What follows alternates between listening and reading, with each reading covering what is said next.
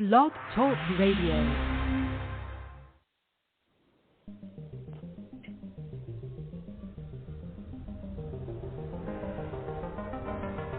Welcome to Let's Talk Jets Radio.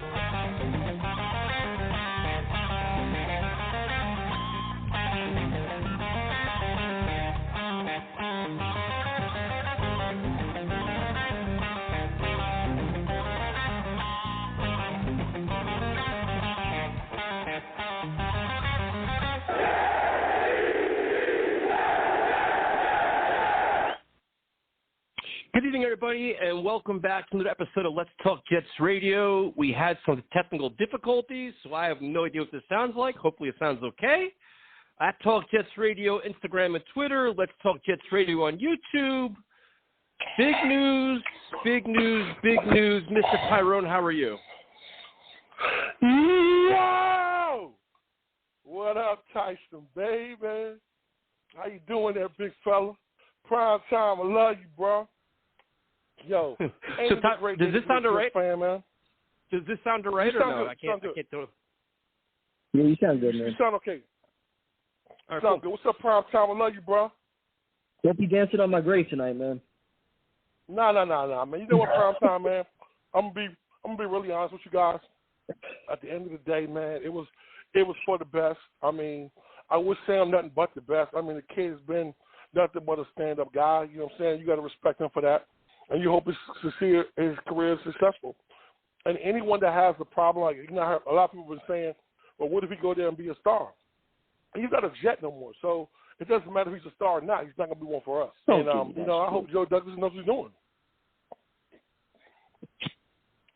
Okay. Let's start with this. What is your thoughts on the compensation they got for Sam Darnold? I mean, I think it was a good deal. I mean, like, listen, you know, at the end of the day, the market had dried up. I mean, you know what I'm saying? We've been talking about this for weeks that Joe Douglas might have made a tactical error in waiting too long to try to move Sam. And I'll be honest with you, after just listening to him speak and the way things worked out, I think they wasn't convinced on moving Sam. I think that the pro day and the Zoom interviews, I think actually did it for him. I think that they were really, really, really debating on keeping Sam. And I think that, you know, once they made a decision to move on and to move forward, you know what I'm saying, the compensation they got, a 6th-round pick, a 2nd-round pick, and a 4th-round pick for a player who's 32nd in the league in quarterback efficiency. I mean, bro, that's a good deal. I'm sorry. What do you think, Prime Time?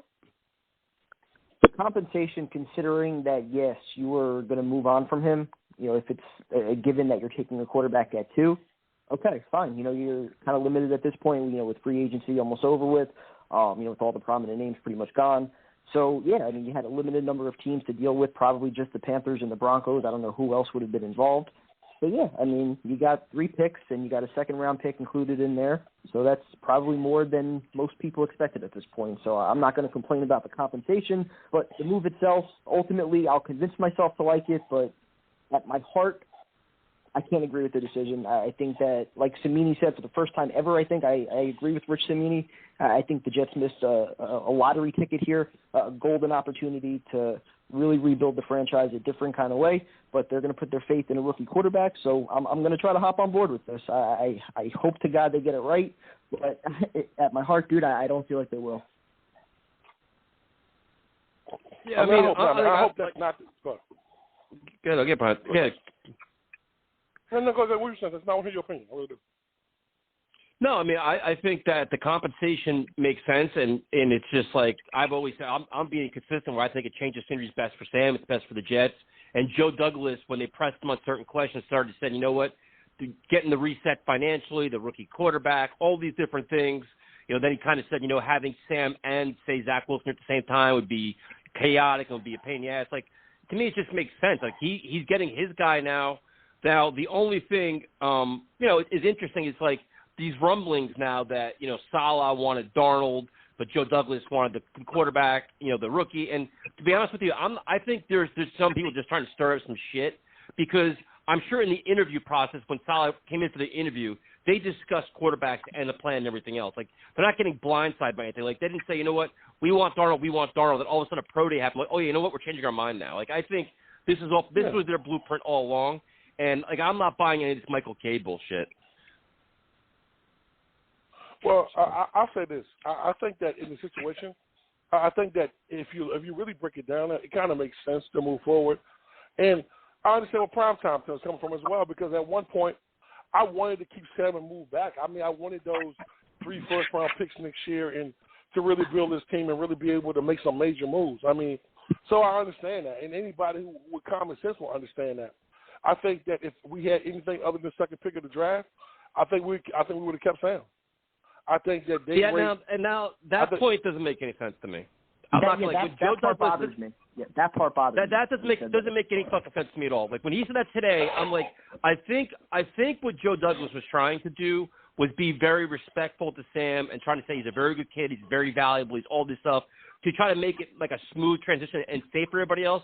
But for him to say, if we had a lower pick, we keep Sam, you look like a jackass saying that, because then it's like, wait a minute. Then what Primetimes was saying all along is what he should have did. Like if you think so, if you have the 4th pick, you keep Sam, but the 2nd pick you don't.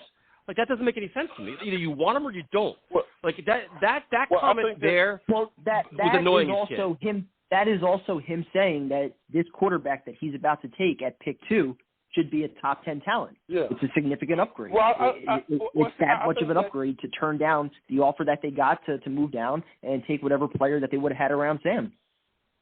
And primetime, I mean, I actually think, and I agree with you on that as well. I think that they view Zach Wilson as a better quarterback than Sam, you know, and that's to be determined. I mean, I think that the factor in they still got 2 first-round picks this year, 2 first-round picks next year, 2 second-round picks next year, a 3rd round with 2 fourths. You know what I'm saying? It's a lot of picks. So you still have capital to build. I think it's still early in free agency. I said it's still early in the draft. You're in great position to be able to build around this kid. And I think that you restart the clock as well. I mean, we're not paying anybody, but I still think the fact of the matter is you would have to make a decision to pay Sam, you know, this year, you know, on his 5th-year option. So, therefore, you know what I'm saying, you're restarting the clock, so you're resetting everything. Now, it's determined, is Wilson going to be that guy? Is he going to be the kind of quarterback that comes in and learns? I mean, I think that having a more friendlier offense that's quarterback-friendly, which I think would have helped Sam as well, you know, put more pieces around him. But I think the most important thing that everyone that on this show is going to agree with is the offensive fucking line. I mean, you cannot put Wilson in the same situation you put Sam in and want this kid to flourish. It's not going to work. We already have the recipe of what not to do with a rookie quarterback. Now, I finally got around to watching the Phil Simms breakdown of the quarterbacks. I actually went back to a couple of them, and Chris Simms, I'm sorry. And, really telling stuff. You know what I'm saying? It was really, it was really good. And I just, listen, I mean, I'm like this, man. Like, I want the Jets to win. I want the Jets to be successful. I don't want to hear about this 3-year rebuild because I'm tired of rebuilding. But if they feel that Zach Wilson is the quarterback that can come in and really run the system the way they wanted to, then that's what it is. I mean, and I don't believe anything that comes out as a leak because Joe Douglas is tight as a ship, bro. Ain't shit getting bro. Wait. Well, there's a lot here, man. And the first thing is Joe Douglas showed his hand today. I mean, they asked him a question about Steve Young and BYU and having the ties to Zach Wilson, and he basically showed his hand today that Zach Wilson is this guy. I mean, I think it's a pretty much a foregone conclusion. But I'm just saying, like the Jets, I give the Jets credit for this. They found their guy. They made a commitment to it, and they have a conviction. Like, this is it. This is our guy. We're gonna go this way. We're gonna trade Darnold.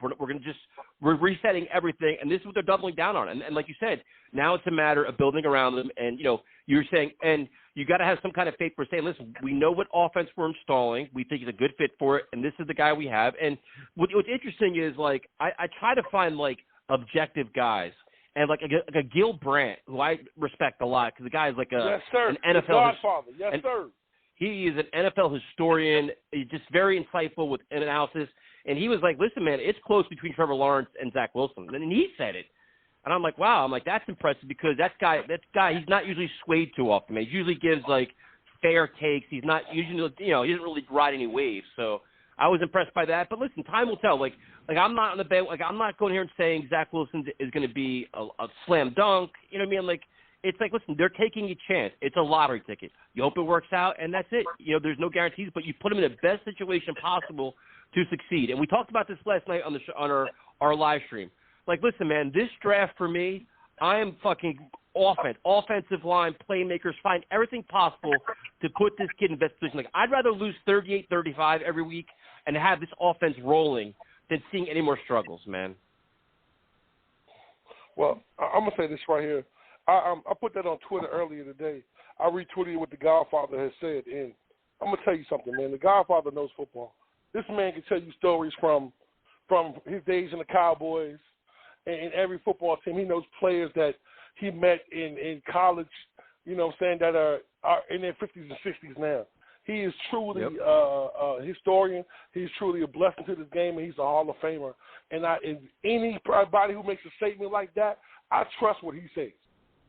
There's nobody in sports, in football right now that knows more than the Godfather. I'm sorry, just hands down. He is truly on it in every aspect. He really understands players and the kind of players that he needs. And what he said about, you know, Wilson really brought some light to the, you know what I'm saying? This kid could be this good. I mean, you know what I'm saying? We don't know what it's going to be. Like Tyson said, it's a crapshoot. But what if this kid is that good? You know what I'm saying? Well, what if he's efficient? You know what? But Tyrone, and that's the one thing. Like, I'm to the point now. Like, going in before this trade, I was burnt out because I was so tired of all these takes and all this shit. And you know, listen. Like, I'm a longtime Jet fan. You're a longtime Jet fan. And I understand the same old Jets mentality. I get it. I've lived through it. I've been a season ticket holder. I get it. But right now, I'm like, dude, I'm literally excited. Like, what bothers me is the notion, well, what if Zach Wilson is the bust? And what if they fuck this up? And what if the opposite? What if just for once as Jet fans, we're like, hey, you know what? We have a young head coach on the rise. We have a whole new offense. We have a new quarterback. We have all these new things. How about we just embrace excitement for a little bit? Like, why is it always fucking doom and gloom? It's like, well, what if Zach is just fair and Sam does good? Listen, as of today, I don't give a fuck what Sam Darnold does in Carolina. I honestly don't give a shit. You know why? He's not a Jet anymore. So my priority right now is Zach Wilson or where the fuck they draft and just being excited. Like, right now, Tyrone, I'm just going to be a fan, dude. Like, I'm excited about the coach. I'm excited. It's a new era of football, dude. Whether it's going to be good or bad, I don't give a shit, but I'm excited, man. And I'm looking forward to just a whole new blood, a new mindset, a new face of the franchise. We're resetting. And there's no guarantees either way, but I'm tired of the same old, well, what if they fuck this up? What if they fuck that up? It's like, dude, give it a rest. We just went through 2 years of shitty fucking football. Stop already. Just like, you know what? Listen, everybody wanted a new general manager. Everybody has faith in Joe Douglas. Everybody loves Joe Douglas, right? If he's picking his quarterback, if you love him for anything else, you love him for this pick, you embrace it, you support it, and we all move on. And we have some excitement and enjoy some football for a while. We've been fucking miserable for years, dude. Like, give this shit a fucking break already. That's why, Tyson, man, I love you, bro. Because, you know, I get so sick of you know, and don't get me wrong, I understand we've been in a shitty situation for a long time. But, yo, it got to be a glimmer of hope some fucking way. Damn, bro, is every day fucking raining? Like, listen, I understand people are mad about Sam. I understand people are mad about the direction that we're going. I mean, but how can you be pissed off as a Jet fan realizing that, yo, we're really actually making smart moves? Like, the things everyone's been asking for, we're fucking doing. You know what I'm saying? You're restarting the clock with a young quarterback. You're getting better players around him. You are in a great draft position. You have a guy who somewhat seems capable of doing the right shit in the draft. Let's see what happens. Like, how the fuck are we making a whole judgment of we're doom and gloom and the draft ain't fucking here yet? We don't know what we're gonna get in the draft. We don't know what we're gonna get after the draft. Who we're gonna sign free agency or it's just stupid as fuck. It's just miserable. We're used to losing, bro. It's a losing. Like, you know what's crazy? That's the problem. That's why it's not stupid, though. That's why it's not stupid. At some point, you develop an attitude of, right, show me some results before I blindly just buy into all this hype when I'm not seeing any results. At some point, you got to show me. But what I don't understand is that, like, what hype am I buying into? Like, I'm a fan. I enjoy watching football. I enjoy watching my team. They have a new coach, a new offense. They're resetting everything that we've complained about for the last 3 years in terms of power structure, hierarchy, get your guys. They've done all these things. And now you're going to have a new quarterback. For me, it's like I'm so tired of it. Well, what if Zach Wilson fucking sucks? What if this guy sucks? What, like, dude, I'm excited, man. Like, I'm going to be a positive fan and just embrace football and embrace some happiness. Because I'm tired of this shit, man. Like, everything, it's always worst case scenario. Always worst case scenario, Jets. Always. Why? Because when you make every single decision wrong over a 10-year period, fans are going to develop that attitude. I totally understand. I have it to a certain degree. How many of those decisions did Joe Douglas do? Hold on. Dude, that's what I'm saying. Once training camp gets here and the season starts and we've got Salah, our new coach, new quarterback, dude, everybody's going to buy in at that point. But right now, for some fans to be questioning this, dude, I totally understand it. This is a major decision that we're making here. And to automatically assume, yep, we're going to get it right when we haven't, when Douglas hasn't, nobody has shown anything in this organization. Dude, you're telling me right now you're not happy? I'm saying right now throughout the organization, owner, GM, head coach, offensive coordinator, quarterback, all unproven. We need a lot of those to actually work out to a pretty significant degree. I think a lot of them can. I'm willing to give them a chance to, but to not be sitting here questioning, like, all right, are they making the right decision here? No, but see, that's bullshit. I'm gonna prove to you why. Because you wanted that same situation for Sam to fucking be in. You feel what I'm saying? Like, it was okay for Sam to do that, but it's not okay to move forward. Primetime, be honest. There's no way you can't say that, bro. We're in a better position than we have been. There's no way you can't say that, bro. No, of course There's no way.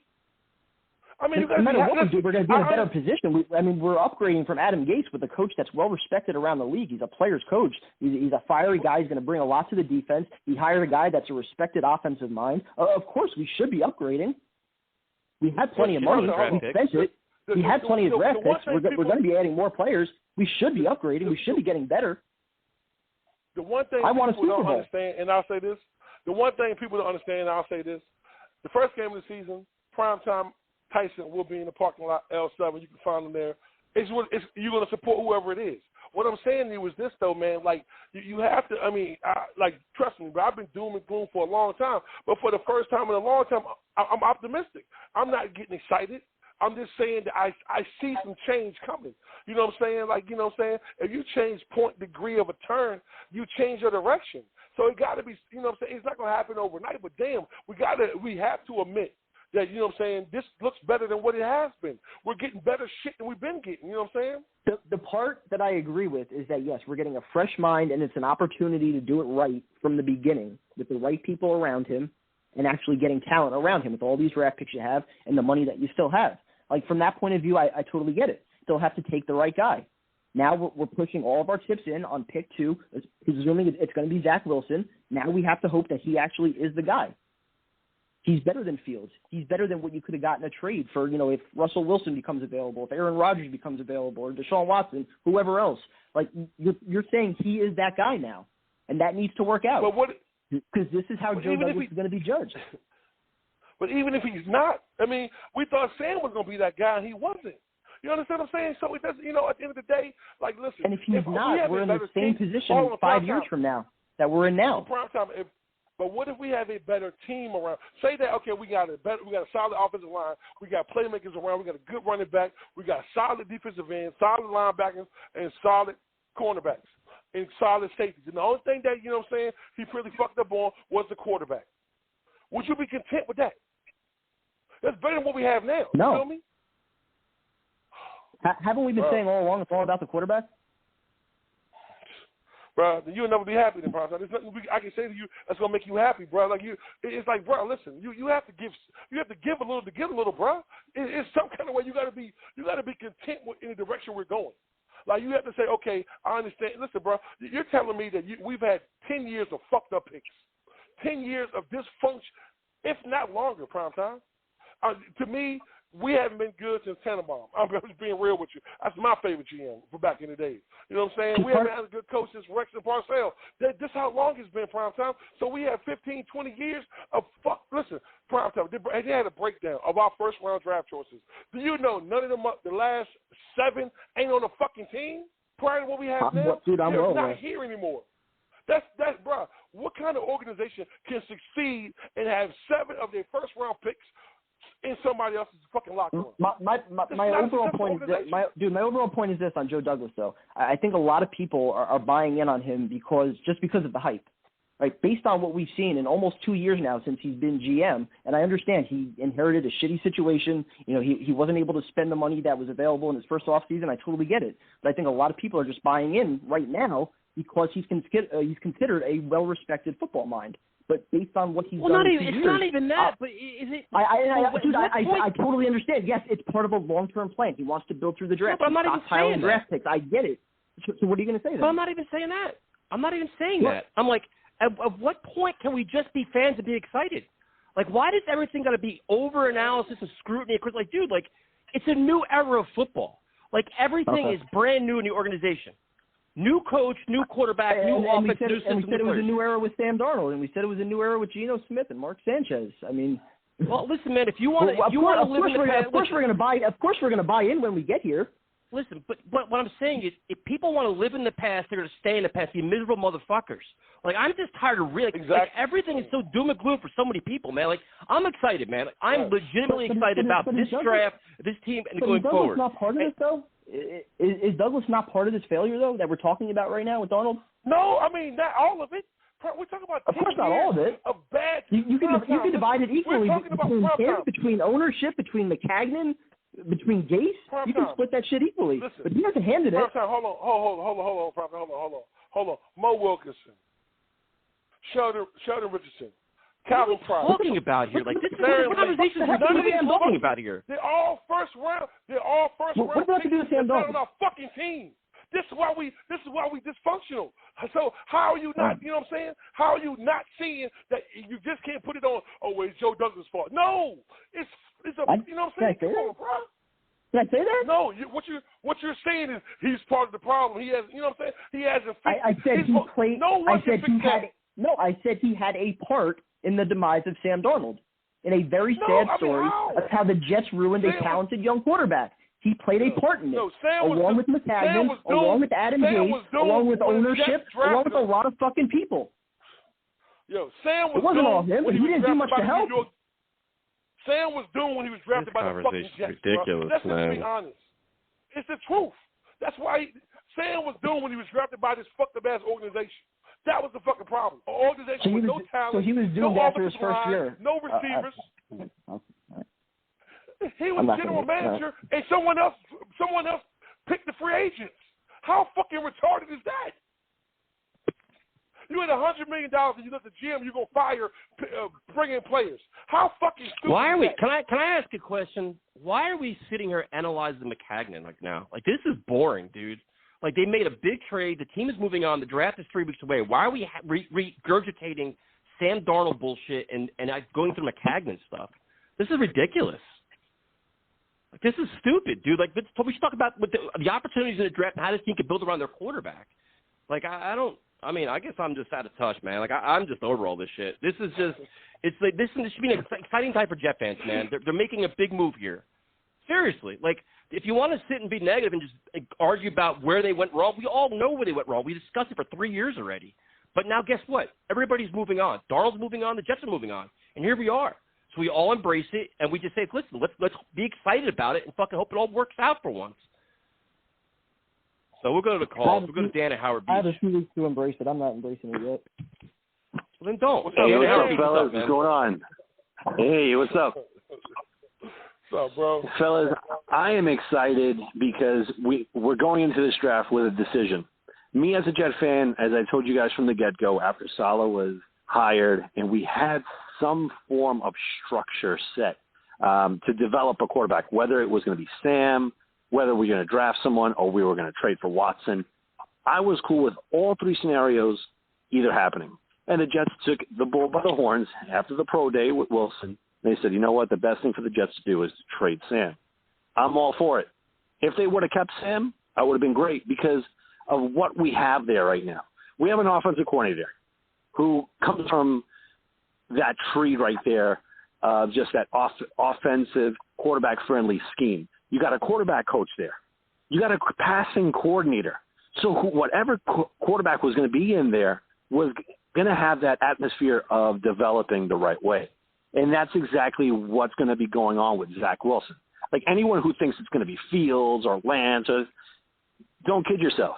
Honestly, just me, I would prefer Fields over Zach because I kind of know him a little bit better watching games. But let it be known, the first time I ever heard about Zach Wilson was on this show. I was talking to Kevin, and all of a sudden I hear Tyson say out of nowhere, "Holy smokes, what a throw."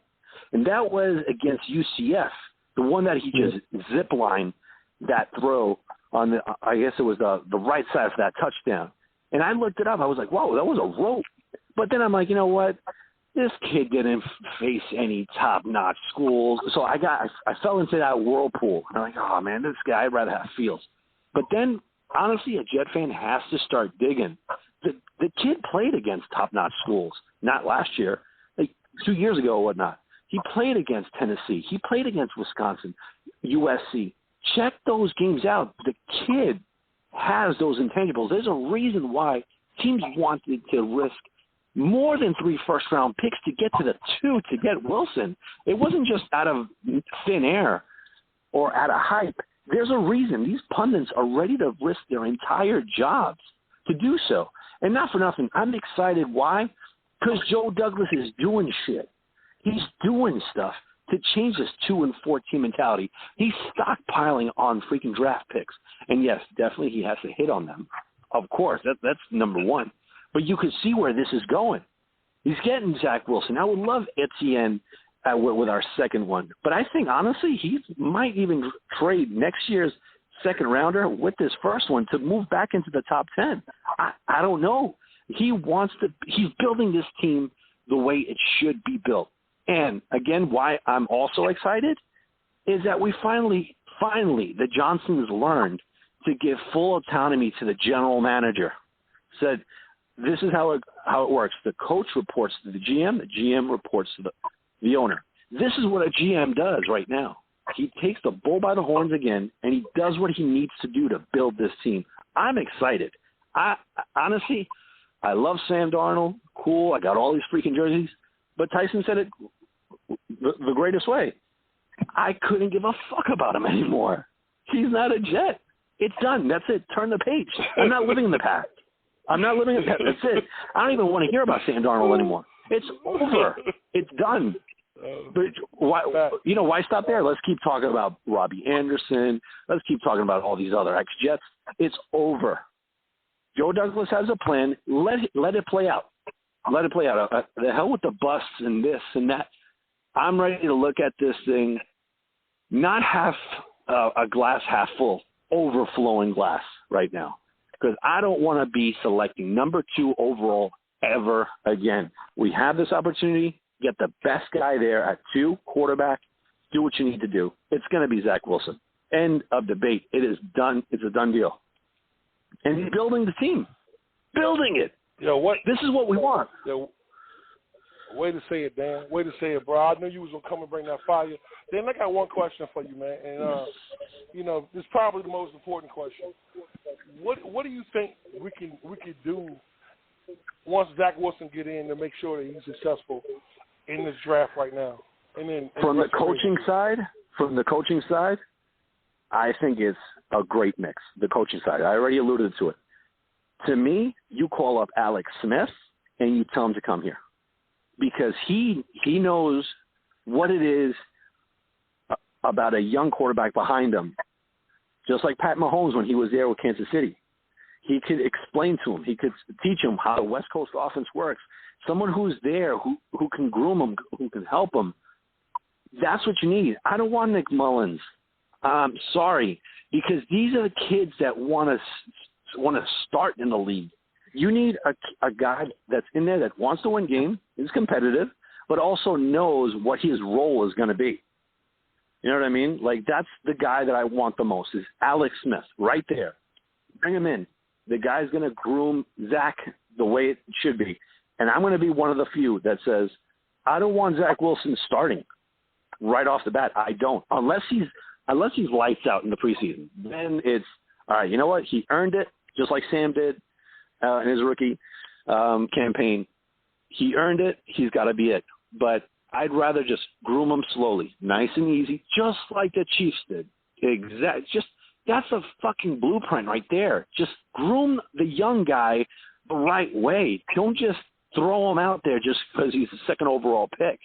Nice and easy. Time is on our side at this point. The Bills threw Josh Allen right into the fire, though. I mean, he was far from the quarterback he is now his rookie year. Even in year 2, he wasn't what he is in year 3. I mean, he was still turning the ball over a lot. So I think there's a lot. It's a different market, man. Different market. It's a different market. You know, the Giants did it the right way with York. I don't think he can look at it that way, though.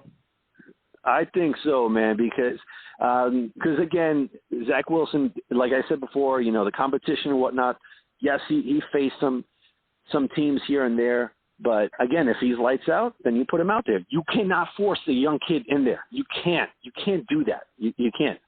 The Bills already had like a good core already. He was going into a good situation. Right now, it's all about grooming. Groom the kid, and I'm stoked, man. I am freaking stoked, dude. I can't wait until that's. I want Etienne, man. I want firepower. I want Jamar Chase. That's a 23, though. I want Pitt. I go Humphreys. With the center and my second first, and hopefully Etienne is there in the second rounder. I mean, 3 freaking grand slams right off the bat. Yeah, thanks for calling, man. We appreciate it. All right, fellas. Have a good night, bro. Have a good night, man. All right. Next up is Jomo. Jomo, what's up, man? Hey, nothing much, guys. How we feeling tonight? Doing great. Doing all right, bro. How you feeling? Oh, great. Hey, man, I'm feeling better. I'm feeling better than yesterday. Kind of set in, you know, let reality set in. You got to put the emotions and the memories with Sam behind, and we all got to move on to Wilson season, baby. I mean, absolutely. I mean, so how do you feel about making sure Wilson is successful? You know what I'm saying? What can we do to make sure that this kid comes in and has an opportunity that wasn't given to Sam Darnold? I mean, you know what I'm saying? Because that's the biggest thing, is not making that same mistake twice. So what would you do if you put your team hat on? What would you do? Well, you know, Kim Jones had the best question in that press conference with Joe Douglas. She asked him, what have you learned from what happened with Sam Darnold? And he said the perfect answer that I was looking for from this man. He said you have to build around him. Now, I took that as get him pieces on offense to help this kid out. And if that is what he's going to do, that is a home run. Man, Dan from Howard Beach said it best. This is a new era. You know, we got Robert Saleh now. We got Joe Douglas now. He's going to implement his vision and what he wants his team to be. He wasn't able to do that before. You know, we could blame everybody we want for what happened with Sam, but we can't blame Joe Douglas. I mean, he was not able to implement his vision of what he wants his football team to be from day one. He came in after free agency. You know, right then and there, that's a lost season for him. And we still end up going 7-9. We draft Mekhi Becton. Now, last season's draft, we didn't really get to see anything from last season's draft because Adam Gase wouldn't play the players. Why is he running the ball with Frank Gore? Well, we got a young kid, Michael Pirine, right there. Give this kid 10, 15 carries. But no, that's the Gase, that's the Gase effect. But these picks, they got to play. You know, Mims was hurt. We don't know what Clark is. These guys, they got to get time in the system. They got to get time on the field. But, with that answer that Joe Douglas gave, I'm really hoping he goes offense. Like those first 3 picks, man, got to be offense. You know, I don't care if you got a corner that drops. You just got a defensive-minded head coach. Let him groom the later round guys and get the young quarterback, the guys that are more proven, the guys that you think will take that step and be able to be a starter on day one. I don't want to be taking no chances with a third-round guy, a third-round center, a third-round guard. No way. Got to get the receiver, got to get the guard, and you got to get them early. got to make sure Wilson succeeds, man, because I don't want to be 2 years away from being 2 years away anymore. I can't deal with that shit. I don't think none of us can. And that's the problem. Hell no. I mean, I've heard you guys say that forever now. We're 2 years away from being 2 years away. And Tyson, you're being too soft right now. I got to tell you that. Too soft. I am so optimistic, you know. I'm so happy with the way this team's looking and the direction we're going. Tell me, what am I being soft on? You haven't said that shit in months. Being 2 years away from being 2 years away. You're talking about a slow rebuild. Man, we don't. What am I talking about? Slow rebuild? What are you talking about? First of all, I've never said 2 years away from 2 years away. I never said any of that shit. I never said slow rebuild. What I said was I'm currently enjoying the excitement around this team. I like the direction they're going. A lot of this shit makes sense. I like the power structure. I like the general managers in charge and making good moves. And they have everybody's so worried about building through the draft. Well, guess what? They got a fuckload of draft picks. So that's what everybody wants. That's what they want to do. They want the general manager to the coach to report to the general manager. Guess what? That's fucking happening. They want the owner to back out. Yep. That fucking happened. Everything everybody complained about is basically happening. Maybe it's not on their exact terms, but it's happening. So I'm not to be soft. No, I'm just being a fan, dude. I'm fucking excited. I'm tired of shitty football, but like there's a lot of positivity, dude. This head coach was highly when the Jets hired fucking Saleh, everybody was super stoked. So did that go away? Yeah, no. I still am. Now, but so you have that. You're getting the offense, according to every report, is quarterback friendly and makes a lot of sense, which is great for a rookie.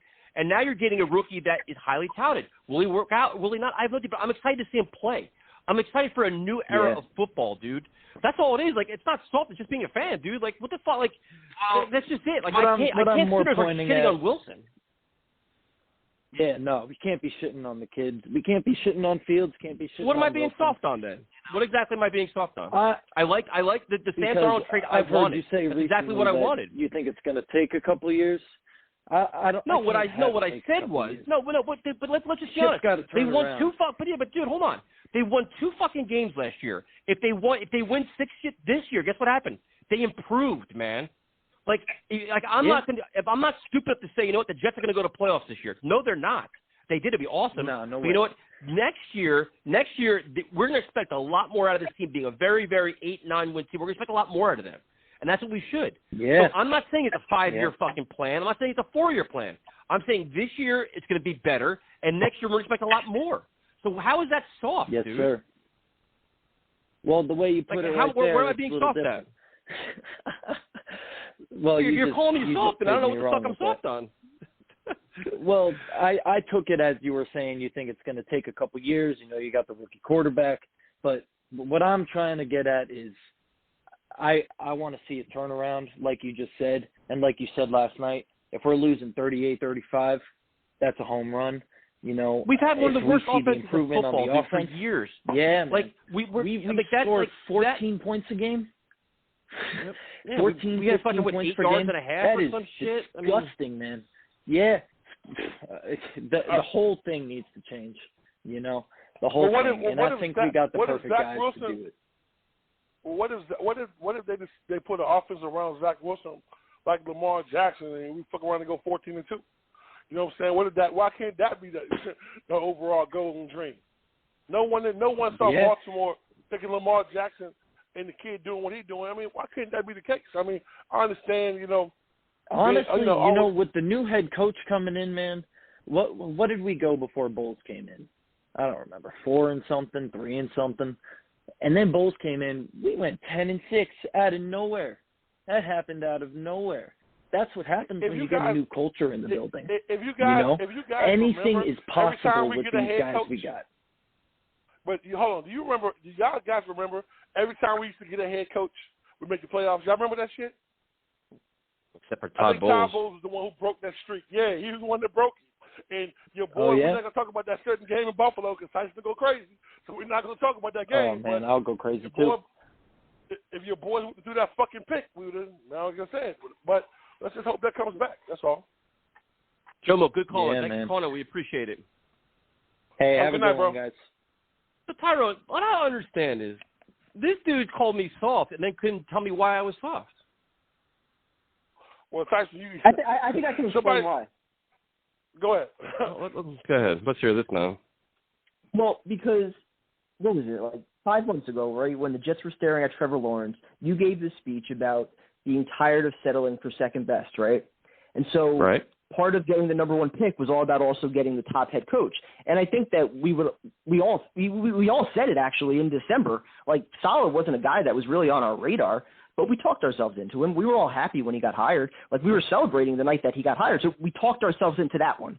And that's fine, right? He's a player's coach. Like, that's an easy one to buy into. But now we're also talking ourselves into the quarterback as well.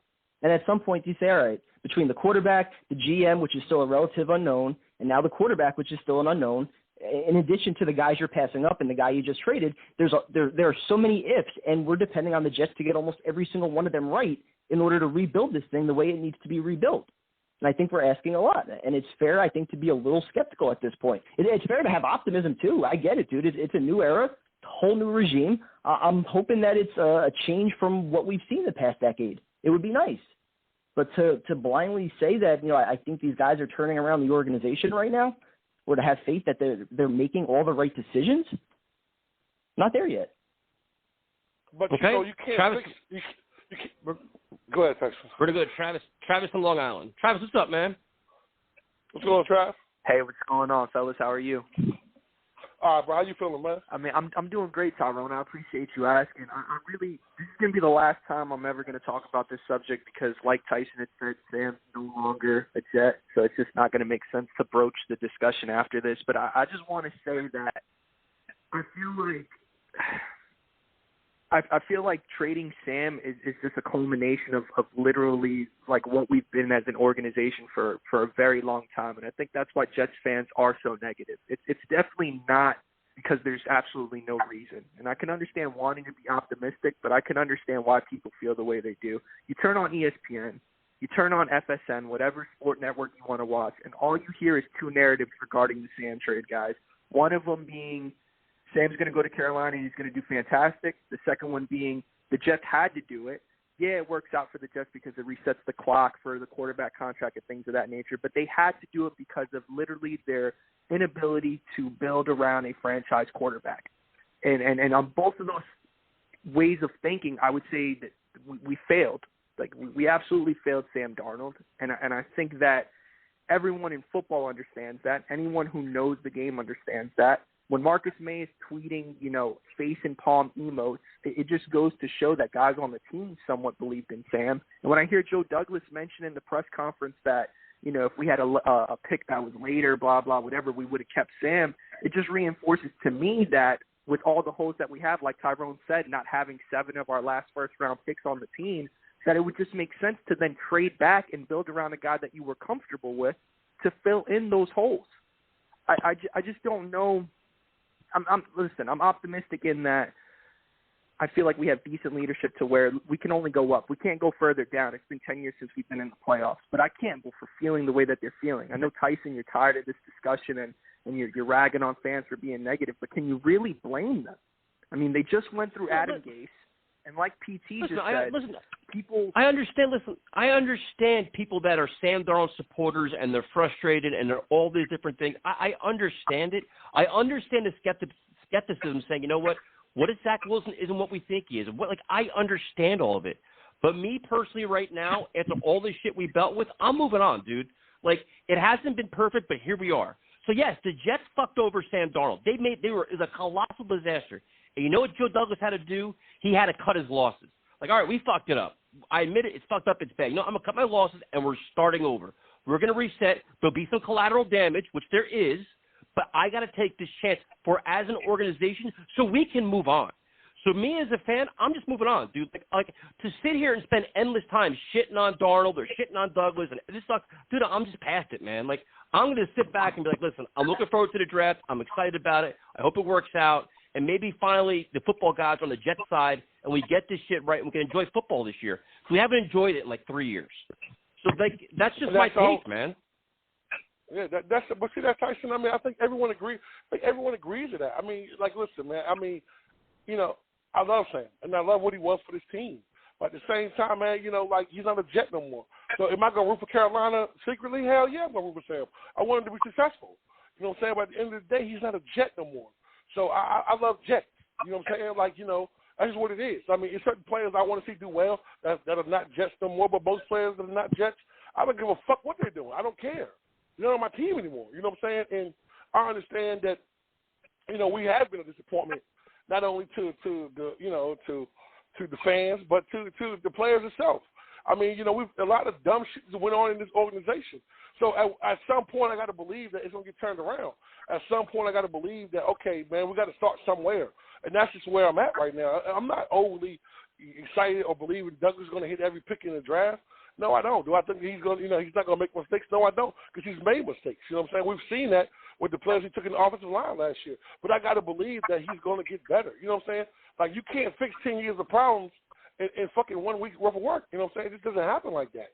And, you know, that's just where I'm at. I'm so sick of this narrative that, you know what I'm saying, it's doom and gloom no matter what we do. We would have kept Sam and we would have traded the second pick, it would have been doom and gloom. When we trade Sam, it's doom and gloom. Like, God damn. The other thing, too, that I like now is now we know who's responsible for what. Like, in theory, this organization should be all on the same page now, where Joe Douglas is the personnel guy.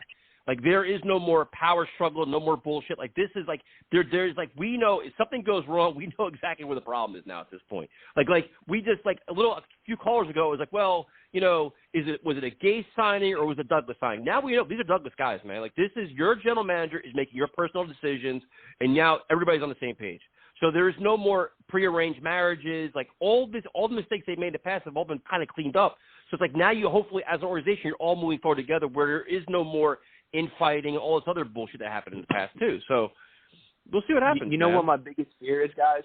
My biggest fear with this Sam situation is that it's a literally like what happened with the Bucs and Steve Young and then drafting Vinny T. I mean, he's going to go to Carolina and he's going to play out of his fucking mind. How can he not with that supporting cast and that coaching staff? And I just feel like he's going to put a ton of pressure on the guy coming in to perform well. And I just don't think it sets up the next guy coming in to flourish. Listen, he's not a Jet no more, bro. Listen, I really believe, man, that the system that I think they're taking Wilson, and I think Wilson really, really fits the system that they want to run. I think his arm angles, I think the way he's able to throw the ball, I think the way he's able to throw the ball from different spots, keeping his eyes out of the field, his anticipation, and his quick-ass release. He has the quickest release in the draft. I think those tools – and like the Carlos said before, listen, we need to add more pieces. Like, we need to add more pieces. Like, so it's not done. So let's not, you know, so we have to grab say there's a good receivers there at 23. What's the one kid everybody's harping about? What's his name, prime time? Rashad receivers moving up everybady's. No, not baby. That's what Rondell Moore? Elijah? Darius Toney? No, not Rondell Moore. No, Elijah. Something. What is the kid's name? Amari, but not Amari Rodgers. No. It's Elijah something. Elijah Moore? It might be Elijah Moore. Yeah, this kid's moving up the draft board. So you know what I'm saying? Or the kid Tooney, the other kid that really showed his ass at the Senior Bowl. Showed his ass? These kind of I mean, nobody's ass. Nah, bro. Listen, man, shut up, man. Like, the kid was on. This used to be a family show. Man. God damn. Like he was unguardable. Like they couldn't keep nobody in front of him, man. Tyson, he was losing them, bro. Like he was like, you know what I'm saying, like two moves, man, and the cornerback will run right, you go left, wide open. The kid was amazing. I mean, those kind of players you got to add with this guy. You know what I'm saying? Getting a prime time running back. But what you're forgetting is that we got Vincent Smith and Jeff Smith, man. And Braxton Berrios. So let's not get too crazy here, man. Hey, well, listen, man. You know, the Vincent Smith. You know what I'm saying? Like, I don't really think that. You know, I think that we get more talent in the building. I definitely don't think Jeff Smith will be on the team, but I don't know. You know what I'm saying? But that's just what it is, man. It's getting more talent in the building, and I think that, you know, I think they really realize. I mean, like you're saying now, like, yeah, Sam is going through a better situation. He has better receivers and a better running back and a better offensive line, so he should be better. So at the same time, you got to put Zach Wilson in the same situation. We got to fix our interior line, which we know. We got to get more playmakers around. You know what I'm saying? So we're not, I don't think they're done, man. That's the thing about it. Like, we have a lot of picks in the draft. I think we have 1, 2, 3, 4, 5. We got 5 picks in the top. You know what I'm saying? 100 picks, and then we got to pick at 107. So I mean, we can get some talent on this team. That's what we should do. Like I think Tyson hit it out of the park, man. Listen, go all offense. Why not? You know what I'm saying? I mean, unless somebody really falls in, like the cornerback from Virginia Tech, Virginia State, whatever. I don't want the kid. Yeah, he is a bad back though, bro. I don't want no cornerback with a bad back, bro. That's just a recipe for this. I think this kid's gonna fall, so he might be there at 34. I don't think he can expect second round, but he might be there at 34. You know what I'm saying? I think our arrow is pointing up as a team from draft perspective and from obviously the cap space that we have. Again, I'm confident that we're going to be better in the future. I think maybe that I didn't realize that I'm somewhat like PT and that there was just an affinity for Darnold I didn't know was there until we traded him. Because when I read that we traded him, I'm not going to lie, I was bummed initially. Like I was. Like I read it and I was like, oh, damn, we traded Sam? And I don't know, man. Again, I'm confident we're going to make it happen. Thank you guys so much for having me on the show. Before I get out of here, I just want to say that George Kittle is absolutely the best tight end in the NFL. I don't know what the guy yesterday on screen was saying. True indeed, bro. Still Pitt getting the game. True indeed. Have a good night, Travis. All right, so we're going to go to John in Atlanta. John, what's up, man? What's going on, bro? What's going on with y'all? How y'all doing tonight? Doing all right, good. Bro. How you doing, man? How you feeling? Man, I'm good. My picks came through. I said that they was going to trade Sam and came through. I said that they was going to end the route of drafting Wilson, which I still believe they're going to do. I feel all Jets fans' anger, frustration, but y'all got to realize we've been through, 15 years of fucking misery, heartache, and turmoil dealing with the Jets. This GM is literally doing everything. He ain't doing everything, but most things the right way. His draft picks, you can't say he hit or miss on because it's still up in the air. Some of his free agents he brought in, like Khalil and other guys, he took a hit on, but guess what? They're 1-year deal. So everybody's saying, oh, it's part of Joe Douglas that ruined Sam Darnold. No, you got to blame that one on Adam Gase. Gase and fucking Darryl Loggins. Like, with them two guys, how can anybody succeed?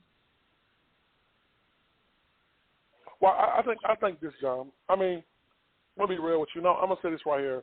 And I think we kind of get to the same point. You know what I'm saying? We wish Sam nothing but the best. But I just think we're in a good situation. I think regardless of what goes on, we're in a really good situation. So let me ask you a question. What are you looking for at the 23rd and the 35th pick in the draft? I mean, what do you think we should be looking for? 34. At 23, at 23. I'm hoping to go corner. I want the guy I'm looking at, Greg Newsome out of Northwestern. I really want that. Who's that? The corner out of South Carolina, but I don't think he's going to be there. So the guy I want, Newsome. No, sir. Yeah, he ain't going to be there. No, sir. So I want Newsome at 23. 34, I want to go offensive line. Either you get the center, you push Connor to guard, so you upgrade 2 positions with that 1 pick. And then third rounds, I want another offensive lineman, and you go wide receiver. You want to wait to the third round? You say one of these guys drop, Bateman or something like that. You wouldn't take him, at 34? Nah, I wouldn't. I would want to, but I wouldn't. Just for the simple fact is we still need to upgrade our corners, so that's why I'm drafting one at 23. Then we still need to upgrade the offensive line, and so 34 got to be, in my eyes, 34 is like offensive lineman. And then third and fourth round, I say you go running back and wide receiver. Hey, Primetime, what do you think, man? I mean, I think Douglas is almost, kind of painting himself into a corner with the offensive line by not addressing it in free agency, where at least one of those picks has to be an offensive lineman. you can make a good case, I think, to go back-to-back. If you want to, target like a Wyatt Davis and a Creed Humphrey combo or something like that. But at least one of them has to be an offensive lineman, preferably, I think, the guard position, because I do think they're intent on leaving McGovern at center. And then, if you only go with one offensive lineman there and then you use the other one on a skill position, does the need for corner trump the need for a wide receiver because you signed Corey Davis? I don't know. I think the receivers are pretty good in this draft class, so if you could get somebody like Rondell Moore at 34, I think that might be, kind of tough to pass up. But, it'll be interesting to see what they do in round 3 also. I think there's some guards that are going to be available there. There's some tight end options as well, so I'm just focused on the offensive line, though. As long as they can get 2 guys with the top 5 picks, I think I'll be happy. I agree. Hey, I completely agree. I've been saying this ever since Joe Douglas got hired. And Joe, we trust. Y'all can get mad at the moves he makes, but at the end of the day, y'all really got to sit down and realize what position he's in. If he would have kept Sam Darnold, the first pick Sam threw, or the first incompletion, or the first 3 and out, everybody would start booing him. Then imagine going. Imagine going 115 with exactly. Go 115 with Sam. Then all of a sudden, everybody gets on Douglas. Oh, you're a dumbass. You didn't draft the quarterback when all these quarterbacks come out. It's a lose-lose situation. I mean, we're the kind of team that boo up quarterbacks. What I like about Joe is he's like, hey, I'm going to do what I believe is best for this team, best for this organization, and if trading Sam Darnold is the best, that's what we got to do. So, like I said, Joe, we trust.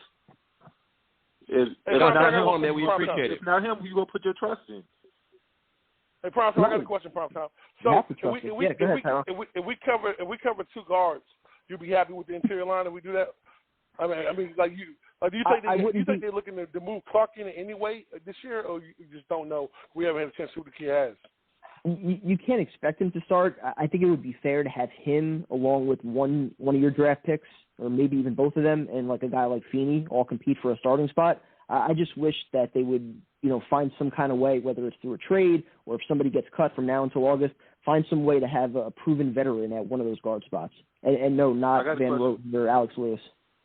I got another question for y'all. I got another question for y'all. I was watching NFL Network today, right, and it was this offensive tackle out of Oklahoma State. I think it was Jenkins' last name, Trevor Jenkins. It's something like that.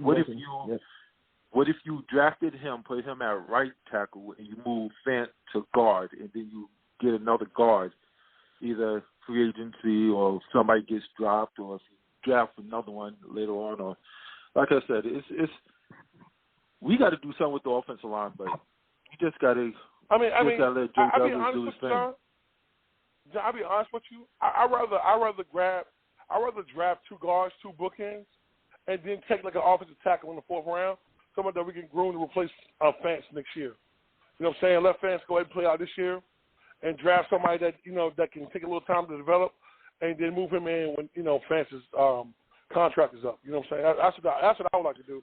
But I'd get two bookings. I really would. I wouldn't mind. It's a couple of guys, like the kid from Michigan, the kid from USC. These kids, you know what I'm saying, they're projected to be, they're tackles, but they're projected to be guards. And if we can get Watt in round 2 at 34, hey, bro, I'll be tickled to death, bro. You know what I'm saying? That right there, you know what I'm saying, solidifies our offensive line. And then I'll go receiver and running back, tight end. I'll go with the 2/3. I'll do that. I wouldn't mind getting that kid Pitt if he's there at 80 with 86. I think it's our second, 3rd round pick. The kid from Pitt, the defensive end, because I think he'll be a day 1 starter.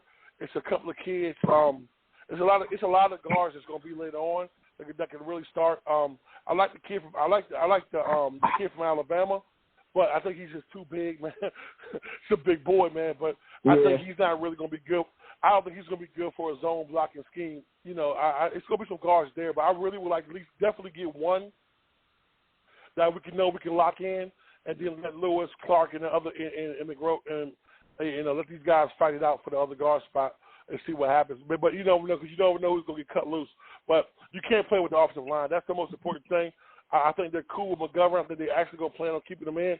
But if one of those talented receivers are there that are just, you know what I'm saying, with these kids that are just, tremendous speed, great and open. Actually, I think they're looking for receivers that can block down. I think we're going to run the ball. So I wouldn't be surprised if we take a running back stuck in the early third round. I would not be surprised if we did that. I think that they want to run the ball. I mean, but San Francisco proven you don't need a big name running back. Every running back they have. This is a long like, fucking answer, man. God damn, Tyrone, is this like a goddamn lecture? What are we doing here?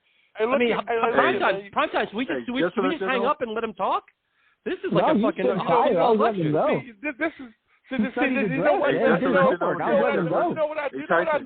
I noticed, Tyson? Every time you send my fucking check, you have an attitude. Every time I notice that, bro. Every time you send my check, you give me a problem. I'm just letting all these people on hold. Listen, Tyrone just talk. Hold up. To answer your question, the running back is projected to go second round. ETN and Harris. No running back is projected to go in the first round. So if you want one of them, you can get him at 34 if you want. All right. Well, John, thanks for calling, man. We appreciate it. No problem, man. Have a good one. Have a good night, man. All right. We're going to go to Jason in California. Jason, what's up, man? What's going on, Jason? Hey, guys. How you guys been this fun night? I'm pretty good, bro. How you doing, bro? How you feeling, man? Man, to be honest, I'll be honest. I was a Sam supporter until he was traded. So you know what? Kudos to Sam. I hope he does well, and with having his team and all that. But you know, I'll get away from that and say that I'm gonna make a bold take. If Joe Douglas does not get this QB right, he should be fired. There's no buts if about it. Well, he will be fired if this pick is in a home run. yeah, bro. You don't got to worry about that one. If he fucked this up, he does going to be fired. Yeah. So what is the confidence level in him to actually build it the right way around Zach Wilson, assuming he's the pick at 2? Right. So if he's the pick at 2, if it was up to me, I would basically draft guard at both the other pick 23 and pick 34, build guards there. And then from the third round picks, I would draft a tight end. And then I'm trying to think. Let's see. We could go cornerback there as well. And then 4th round, 5th round, 6th round, you could go for running back, wide receiver, and linebacker. Not a bad plan. I would hate to wait that long for a receiver, though, even though, again, it's not as much of a need after you signed Corey Davis and Keelan Cole. But the receivers this year are just so good. I would love to be able to get one somewhat fairly early. Right. Again, we could probably turn that third round pick into a receiver too. You don't have to go tight end. It just right now, tight ends is a need because Herndon, I'm surprised he's even on this team. He played worse than Darnold last year. So we just need a replacement on that front.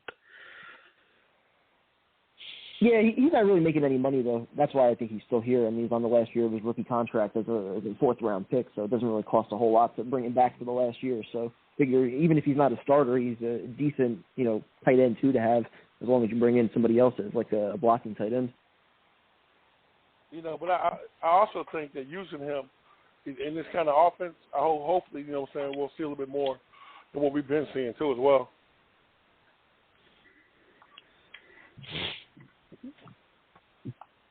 Jason, thanks for calling, man. We appreciate it. Yeah. All right, guys. Have a good night. Have a good night, man. Have a good night, bro. All right, next up, John in Lakehurst. John, what's up, man? What's going on, John? What up? OG? Man, I feel like I'm at Sam Darnold's funeral. It feels like he is. No, I'm just saying, everybody's like, man, if Joe Douglas messes this up, he's fired. No shit. There you go, Tyson. I just want to thank Sam for his service, and I hope he does well wherever he goes. And oh, man, you cut the music. I was trying to do it to the music. And he always took it on the chin very well, even though he's seen ghosts and a lot of interceptions. That's just mean. Man, I hope he does all right. He's in a rough division over there. That's Sam. He's gonna be sleeping on the bench over there. Cause no, I'm just kidding. Let me stop. What you think Teddy beats him out? Huh? I don't know, man. I think it's gonna be a little competition. I don't think anything's just like. I know they picked up his fifth-year option. Bridgewater. You think? Yeah, there's already rumors today they're trading him. Trading Bridgewater, and then what? They'll just roll what? Kyle Allen and Sam Darnold. Sam Darnold's their guy, man. That's their guy for the next 2 years. That's it. Did you see their hype video they released with Sam Darnold in it? The Carolina Panthers hype video. It's like a badass. Yeah, I've seen that shit, bro. I haven't seen it. I haven't seen it. I don't want to see it. It's badass, man. It's pretty cool. Hey, at the end of the day, man, the kid, he has the right to be happy, bro. You know what I'm saying? No, I'm happy. I'm just happy he's out of the AFC. We'll see what he can do. He's gifted with the opportunity. And that's what nobody's really talking about either, bro. Like, Joe Douglas could have taken him to Denver, bro. We had to see his punk ass. Yo, bro, hell no. Go to Carolina, bro. I don't got to see. We got to see you every 4 or 5 years. I'm cool with that. Yeah, I think we got to see him next year. Going to see him this year. Technically, right? Yeah. This year. This not this year, right? Yeah, this year. But after that prime time, we don't got to see him for a while, so I'm cool with that. So, but the question I have, let's get to the heat of the matter here, because who is primetime going to root for in that game when it's Zach Wilson versus Sam Darnold? Wow. Oh shit. Yeah. Don't even play, dude. Don't even play. Who are you picking? Don't even play. You know where my heart is. It's always Sam going Darnold to but we had. You know damn well I'm going to be pissed off though if Darnold balls out though and Zach Wilson plays like shit. But wait. The question is this: if we go to the game and Sam Darnold throws a strike for a touchdown, does a part of you celebrate like, yeah, that's my guy? No. Right. Like we're all hanging out, and Sam Darnold throws a touchdown, and primetime just stands up I'm rooting for fist pumping. I'm rooting for Darnold to play well for 16 games next year, and the 17th against the Jets. No, that's the one I don't want him to play well. Exactly. Right. See, listen, prime time. Now you learned it, baby. Yes, sir. We knew at the end of the day. Wait, Tyrone, you actually believe him? Tyrone, you actually believe that? No, it's not. I do because I know. I don't. Listen. No, this is the whole point. It's a win-win for me, though. I mean, that's the truth. Though. I mean, it is a win-win for me. If Darnold plays well and Watt plays Wilson, I mean, I get to, kind of taunt that a little bit. The one thing we know about primetime is he's a diehard Jets fan. So it doesn't matter who the quarterback is. Primetime's rooting for the Jets, baby. I'm going to have to go 100%. Yeah, but Tyrone. Quietly, he'll be like, "Oh man, what's going on?" He's like, "Hey, listen, I'm not Tyson. I'm not gonna say that he don't have his Darnold jersey underneath his Zach Wilson jersey. I'm not gonna say that. He probably. I didn't know Zach Wilson jersey. Dude, I got the Hackenberg jersey. I got Geno. Dude, I bought too many jerseys. I'm not buying Zach Wilson until he shows me something. Hey, listen, did y'all see the shit on Twitter where the dude had all the Sam Darnold jerseys and he was taking them off? Man, that shit was fucking hilarious, bro. Oh my God. Yeah, people are nuts with that shit. But yeah, we have traded a lot. We got rid of a lot of players, cut a lot of players. So it is hard to like what jersey do you want? I have a Bell jersey, so I feel real stupid. It's like a game day jersey too. That shit was like $480. Have y'all realized, man, from the jersey release jump, the only person left is fucking Herndon? Yep, well aware. Oh yeah, yep. I was there covering that event. They're all fucking gone.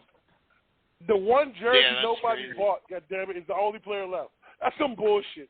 And it was what? It was this time last year, wasn't it? I was watching on like Good Morning Football or whatever. Wasn't it this exact day? Like, was the release of the uniforms 2 years ago? Yeah, but we I'm was saying all like hyped for that the shit exact too, bro. day, but everybody was all hyped for it, and then like now we don't even have any of them players. That's I heard they left. But didn't they trade Leo like about a month or 2 months later? I think no, it was by the trade deadline. Was it? Did we trade Leo by the trade deadline? I can't remember that. It was during the season, yeah. They traded him. Yeah. No. But I can't get with everybody, and I'll eat the waffle on it because I did it a couple weeks too, a couple weeks ago, where it's like now or we traded Sam, we're getting the quarterback, but then everybody's still like take a corner at 23. Like you can't do that. Like that has to wait. I think. Like defense just has to wait because that's what we did. Like with Darnold, that's like Tyson brought up the other night. That's how we did Sanchez dirty. Like we got to put stuff around this kid, otherwise it's like it's like a different wife, same marriage. You know what I'm saying? Like you got to change it up a little bit. I don't see any way if we go anything other than like either a wide receiver slips at 23, which I don't even want wide receiver because I feel like we really are good there. But if we don't go interior offensive line or like tight end or something like that, or like some kind of offensive impactful weapon at 23, I'm going to be pissed off a little bit because I think we can get the corners and stuff later in the rounds and the linebackers. I mean, unless it's like a crazy pass rusher that slips because of all the QB movement. But other than that, I would be upset. How do you guys feel? I mean, that would be my approach as well. But I still think that most general managers, they're still going to kind of stick with their board. So if you have a guy that's like a top 10 rated corner or something like that, and he slips to 23, somebody like J.C. Horn, like we were just talking about, that guy might be too good to pass up at 23. Hey, and at that point, we're going best player available. If Horn drops 23, if Horn drops 23 and Joe doesn't take him, bro, I'm cutting his ass out myself, bro. That's crazy. Hell no. I mean, yeah, I get the Horn thing, but everybody's saying taking like Caleb Farley with the back injury stuff. Like, I don't really think we should roll dice on that. Like based on the position that we're in, like I don't want anybody with any kind of injury history. Like at 23, I like whether they fall or not. Like if they're there later, then like okay, maybe like we did with Bryce Hall, but not like we're gonna use 23 just because he fell to 23. Like he's fallen for a reason at that point, and I just don't see.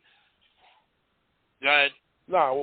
What gets me though is why I don't know why we just don't go ahead and grab Richard Sherman, bro, and just him and Bryce Hall, I'm cool with that. I'll be cool with that. Yeah, well, he's still out there. That's what I'm saying. Like that second wave of free agency where like we cut these players in June and we'll get back more money, like more savings. I don't think really anybody's like super secure. Like even Fant. I know if we cut Fant in June, then we get back more money. Like we save more money if we cut Alex Lewis. So I think they're just there now because, like, financially, Joe Douglas is really, like, smart like that. I don't think he's just going to, like, make an impulsive move. But I feel like the take-back for Sam set us really nice up next year because, say, we have the said quarterback, then we have a lot of picks that we could, like have a lot of fun with next year. But I think 23's definitely got to be offensive lineman. Interior offensive lineman or whatever, or a tackle that's going to be a guard or something but I think there's no way that they're not going to address that because it's such a glaring hole compared to everything else. Yeah, I definitely feel you on that, bro. And John, then you got to take Tommy Treble. You got to take the Tommy, baby. It's coming, Tyson. I'm telling you. Yeah. All right, guys. There you go. Come on, man. That dude is savage. You need guys like that. This show wasn't bad enough already. John, thanks for calling, man. John, thanks for calling. We appreciate it, man.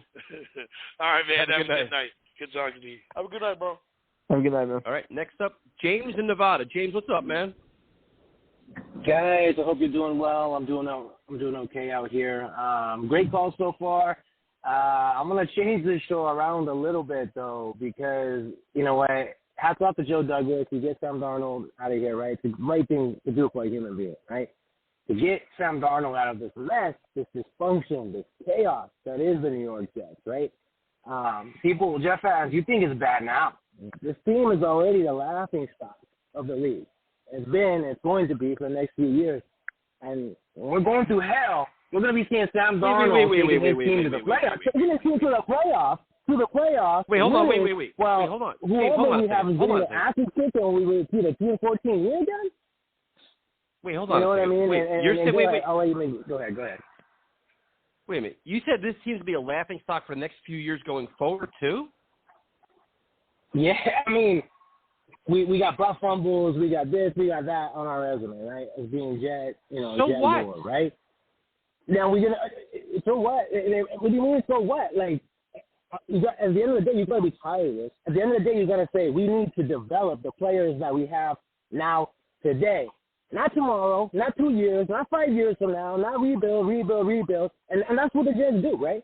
They lure us as fans. The future's bright, we have all these draft picks. Hit on those draft picks and develop them and make a product on the field that wins or does something or contributes instead of developing players, trading them away, and then rebuild. At the end of the day, we need to stand out with the players we have, develop them, and roll with what we have instead of always selling the future. You don't agree with Joe Douglas's direction. You don't agree with Joe Douglas's direction right now, how the Jets are handling stuff? Absolutely not. I don't understand how trading Sam Darnold makes us a better football team today. Let's look at this. Sam's gone. Yeah, whatever. People can say whatever they want. When Sam was not in our game, we were 0-10 without him. Last year and the year before, we lost every single game he didn't play, and we expect the team's going to improve? Wait. Did you just say, wait, hold on a second. You said we lost every game he didn't play? Is that what you said? Yes. Well, guess what games we lost? Games he played, too. Okay. Sam, he lost some games, to be fair. But every game that Sam Darnold was not in, we lost those games worse. I mean, you're talking the worst offense. So now we're evaluating losses. What are we doing here? You have to. You have to factor this stuff in. You have to factor these things in. At the end of the day, you let Sam Darnold go, right? No, I'm not happy for that compensation. No, you let him go. You're going to go with Zach Wilson, hoping that things are going to be different. There's still nothing here to work and develop for the quarterback anyway. We don't know what those draft picks are going to be. We don't know what the future holds. Hold on. Go ahead. No, everybody keeps preaching build through the draft. Guess what the Jets have? A shitload of draft picks. That's how you build around a young quarterback. This year and next year, a ton of draft picks. That's how you do it. A team that has a horrible history of drafting. So you're going to get one draft pick. Wait, hold on. How does the Jets' last 30 years of shitty drafting impact Joe Douglas, who has got one draft under his belt? How does that apply to him? Look, it doesn't. The way you gotta the Jets, your earlier point about butt fumbles and like that, it's irrelevant. Like you're trying to tie in all this negativity to a guy that's been here a year and a half. That's ridiculous. You're part of the Jets. You're a Jet fan. If you don't take a look at their history, you're doomed to repeat it. And that's exactly what we're doing. No history. Yesterday, if you live in the past, you stay in the past. What the fuck? So wait, let me understand this. Something that happened 5 years ago impacts fucking Joe Douglas? That's the most stupidest fucking thing I've ever heard in my life. That has no factor whatsoever. Nothing. If you see the signs of him doing the same things, right? What has he done similar? Here's a question. What has Joe Douglas done that Mike McCagnon's done? Give me an example. There's nothing similar. What has he done that, other than he doesn't really spend money in free agency, you know what? Well, he didn't spend money. What is Carl Lawson? Did he spend money on Carl Lawson? Did he spend money on Corey Davis? Is that money? That's not money? What is that? That's fake money? Let's be real. Let's be real. These guys are okay, right? They're good value pickup. Yeah, he spent some money, but, because he was spending on some other guys, some top dollar guys, whatever. That's a different debate. You said he didn't spend money, but now he spent money, but just wasn't the guys that you wanted. So now that story's already changed. Correct. Okay. And meanwhile, McCagnon spent all kinds of fucking money. Can he have gone out there and got better players, more bang for his buck?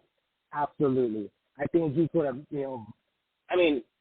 not just by players, but by building the team as a whole, right? Like, let's forget about Carl Lawson and whoever we picked up, right? And look at his failures to adjust our offensive line, to add depth to our corners. Well, so but did he truly? But well, hold on. Did he truly fail it? Because the draft hasn't even happened yet. The same draft where he's got all these draft picks. That same draft. And you know what? That's to be determined. We're going to see what happens in that draft. So then how do you evaluate him? But how are you evaluating him now? The fucking draft didn't even happen yet. When you say Leo and you get Ashton Davis, who does nothing, another damn thing.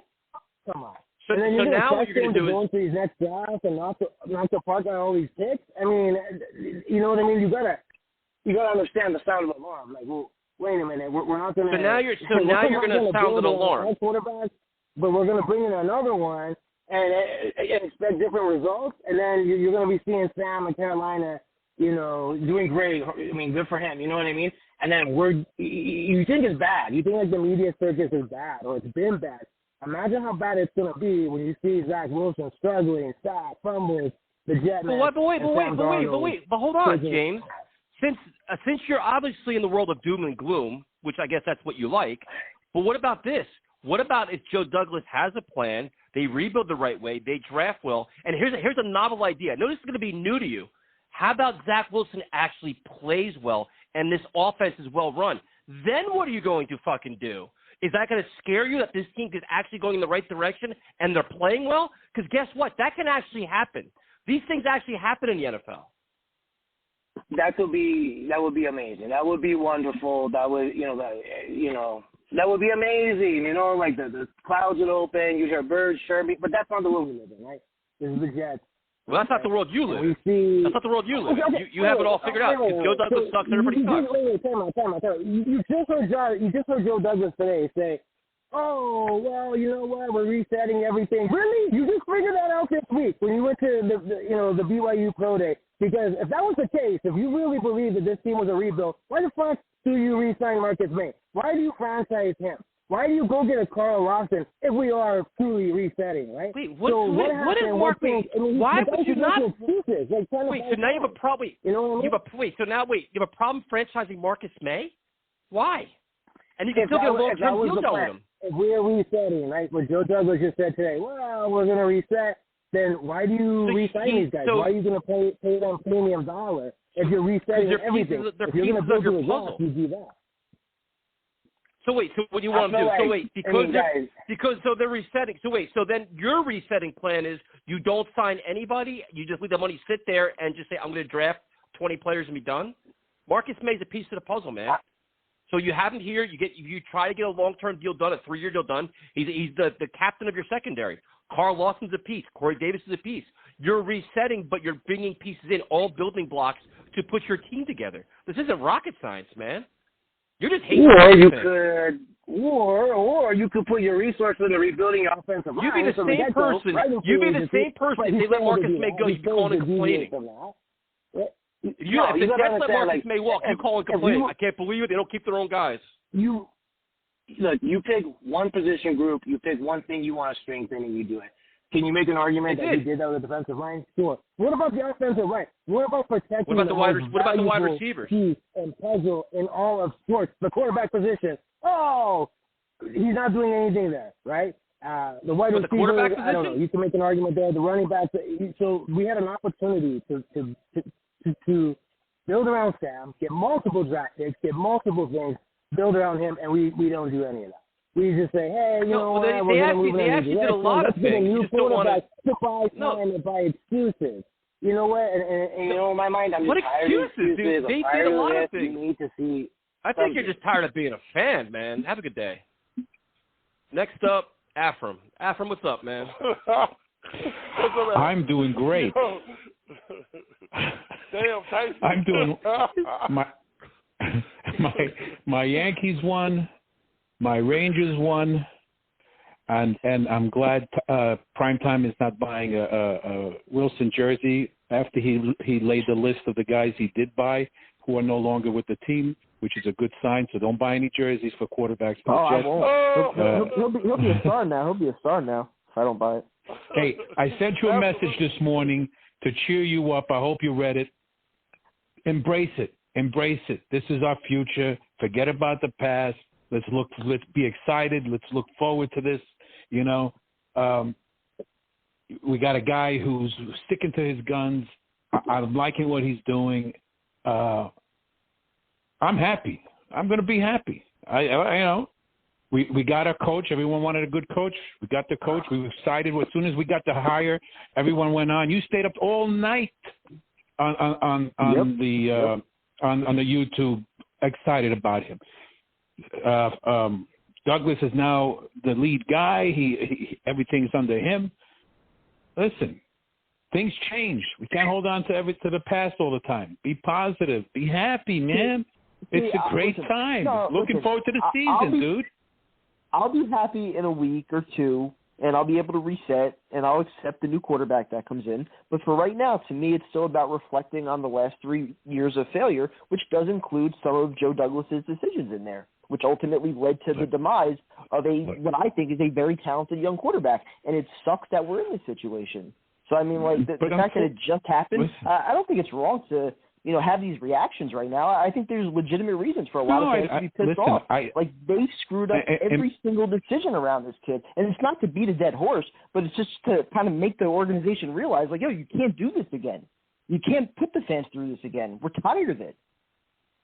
At some point, common sense has to prevail. Every single decision that they made around Sam was complete dog shit. But you all it happened. Unfortunately, it happened. Sam ain't on our team anymore, man. You gotta let that shit go for time. I'm just being real with you. The fucking trade happened 24 hours ago. What are we not going to have reactions about it? I mean, listen, he's no, I agree, but let's time to move on. I know you're a fan. Listen, let me get it out tonight, and we can move on next week. We got 3 more weeks until the draft. I'm going to get my shit out tonight because this is not a happy day to be a Jet fan. This is the culmination of 3 years of watching every single person that they put in charge of this kid's development fail. Everyone. And it's not to excuse him of some failures. I know he failed in there as well. Everybody failed. And that's the standard part of it. We're a complete failure right now. And nobody in that building has proven a damn thing yet. I'm giving you a hard time, but you are correct in what was done to that kid. And that's why we're on the show tonight talking about what we need not to do to the next quarterback, because we've seen that. You know what I'm saying? We knew this kid was put in a bad situation. Some of it was him because he made some bad throws and bad decisions, but he was put in a really bad position to be successful. So we understand that. But right now, that we all got to jump on the bandwagon and ride this Wilson train. So I want to ask you, brother, what do you want to see with the 23rd and the 34th pick in the draft? What do you think the direction should be? I said it yesterday. If depends on who drops, I'm going O-line. If Creed Humphrey is there, I grab him. I mean, I'm hoping Tucker drops to 23, but I doubt it because I would go with him first. But I get a feeling he's going to get picked before the 23rd pick. That would be, I saw the conference today, and Douglas said he thinks from 1 to 3, all those guys should be starters. So that's in his mindset right now. So that's telling you that whoever he picks, he thinks are going to be starters. So I would go definitely O-line. If I can get the center, if he's there and then Tucker's not there, I grab him there. I go for 34. I go with Wyatt Davis. And now you've got a solid line that you can build upon. And then after that, absolutely. After that, I'm not picking a running back right off the. They just need a guy who, from what I'm seeing, it just need a guy who can make one cut and then hit the pocket. And you got that in Ty Johnson. You got that in what's his name? I don't anticipate LaMichael making the team. From what I'm seeing, yeah. P-Ron. I don't think he's as fast. Yeah, P-Ron. I don't think he's as fast as what they want. But that's what I'm hearing. I'm no GM. I could only go based on what I hear. But I could see them going an edge rusher in the third round, late third round, and try to get maybe a receiver, a speedy receiver, to open up the open up the zone there. But these guys. What go ahead. what if an edge dropper at 23, the kid out of Georgia? Would you take him to put him on the other side with Lawson? Have two bookends? Me, yes. Will Douglas do that? And I think he's got his priorities. I think it's the O-line. I think he's learned, like PT said, they got to learn their lesson and get what they need. But you never know. But I gotta say this though, man. And I think Douglas failed. The one failure I think he's had in this offseason is he really didn't address the O-line right now. I mean, I know he still has time, so I'm not going to just say a complete failure. But I'm kind of shocked that he really hasn't addressed the O-line like I thought he would. I really thought that he would do a better job of getting that secure before going into the draft. Instead of having to draft two guards, really having one solid guard, pick up one of those good guards and put those in. I think they're comfortable with the center situation, but I still would have thought they would have really drafted or got a sign a guard at free agency. So going into the draft, you're not limited, or you're not having to take players, the whole players fall. You know what I'm saying? What do you think about that, Brian? Yeah, I know, but we don't know if in the back of his mind he felt that the coaching staff that was there just didn't do a good enough job to build coach the line up and do things. We've seen the play. We've seen play in O-line and the D-line. D-line actually played somewhat decent, but did anyone really stand out? I think they played to play, and I don't think they played for Gase. I think they just played for themselves at some point. I'm thinking there's got to be some reset in that area. Maybe he feels confident what he has, or he addresses it with the O-line. Maybe he feels. Remember, we also got picks in the first, next year. So he may not feel what he wants this year. He feels next year. He might feel what he feels is going to help the quarterback right now, and then next year he builds up another area. We don't know. I'm just speculating. No, I understand that, but doing that kind of cripples Wilson. You know what I'm saying? Like to me, we viewed what he went wrong with Sam. That's the O-line and having playmakers around him. You cannot make that same mistake again. You know what I'm saying? So wait until next year to address those issues. But we have a really different bad scheme now. This is a different scheme that's it's quick. The ball comes out quick. They make it's a whole new different scheme than what Gase. Gase's problem was he was just an arrogant prick who just felt everything that he wrote up should work. Everything that he wrote up should work. But I feel like so line, man, going in that zone blocking scheme, man, you have to have athletic guards that are really able out there to get to this level of blocking. And also, I feel you with the running back as well. But I wouldn't mind having one of those guys, maybe in the third round, the kid out of North Carolina. I like the kid out of UCLA. I like that kid, the one that was a receiver and transferred over. I really like him, bro. I think that he could. Who's that one? Be really, really. The kid out of UCLA. He was a receiver at one point, but they moved him to running back. This kid is absolutely just a straight monster, bro. I would love to get somebody like him maybe in the late third, fourth round. You know what I'm saying? I think he'll be there. It's a lot of good players to be had. There's guys, like let's see what we'll know for sure what he wants to address in the first 3 rounds, because that's the way he said it today. Those are the guys he's going to look to fill as starters. So, let's see what happens. Ephraim, thanks for calling in, man. We appreciate it. All right, man. Have a good one. You too. Have a good night, man. So, Tyrone, I got a question. Why, when the shit breaks out and I get in an argument with somebody, you get all quiet? Hey, man, 'cause I be laughing, bro. Like, yo, I be just seeing your level of pissed offness just going up, bro. I be just over here, bro. I had to mute my phone, bro. I was over here rolling, bro. So I just knew, because he just kept pushing, and I was like, all right, Tyson gonna blow. You okay what Tyson do? You did pretty good, though, man. I expected you to go way. I expected you just to give it to him, and you kind of didn't really give it to him. You gave him a little bit, but you held back a little bit too. I be over here laughing my ass off, bro. Like, yo, because Tyson, you really give zero fucks, man. Like, you really don't care how it comes out, bro. Well, I got no support from you two clowns. I gotta stick up for myself. You guys don't help me at all. I stay quiet because I fight with you enough. I'm not jumping into anybody else's fights. I fight with you enough. Yo, listen, Tyson, you know why? Like, yo, if somebody really got out of pocket, I jump in. But, yo, it's like you really enjoy this shit. And every time I get to say something, that's Tyrone, I got it. It's just, yo, I had to mute my phone, bro. I was over here rolling, bro. Because I knew it was coming because he kept pushing. I was like, all right, Tyson's going to get there in a minute. And then he just jumped in. He was like, fucking 5 minutes, he just went straight. Like, yo. Also, Tyrone, did you notice, Tyrone, how he cut you off when you were making your points about McCagnon, and then he used them? What was it, with James? He went back to McCagnon to prove his point on James. He wouldn't let you finish yours. You know how you do, baby.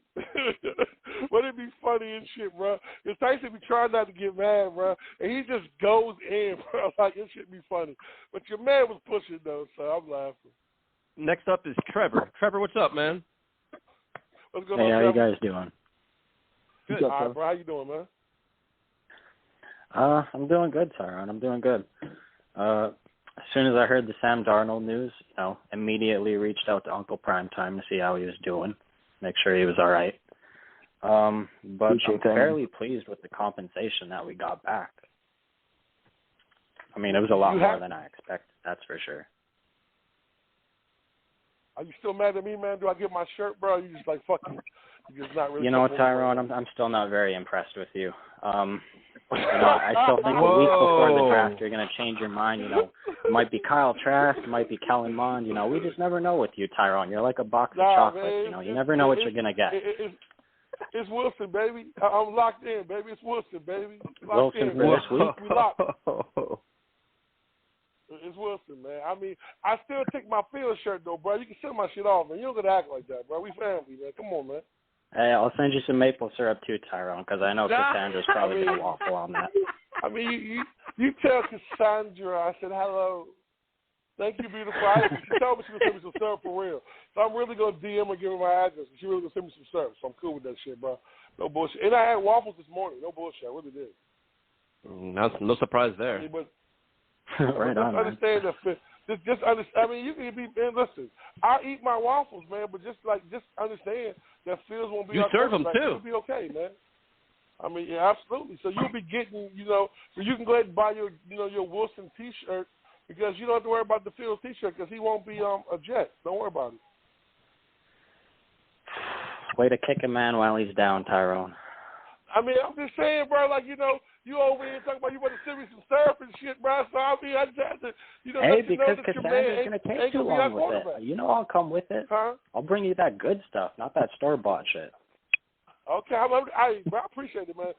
Cassandra be going at it. But look, my man Jose really was fucking with Primetime yesterday, bro. My man Jose had an 8-minute video. He had an 8-minute video going to Primetime, Primetime, you okay, man? I just like how Jose has to get out all of his laughs before he finally roasts Primetime. It's so hilarious.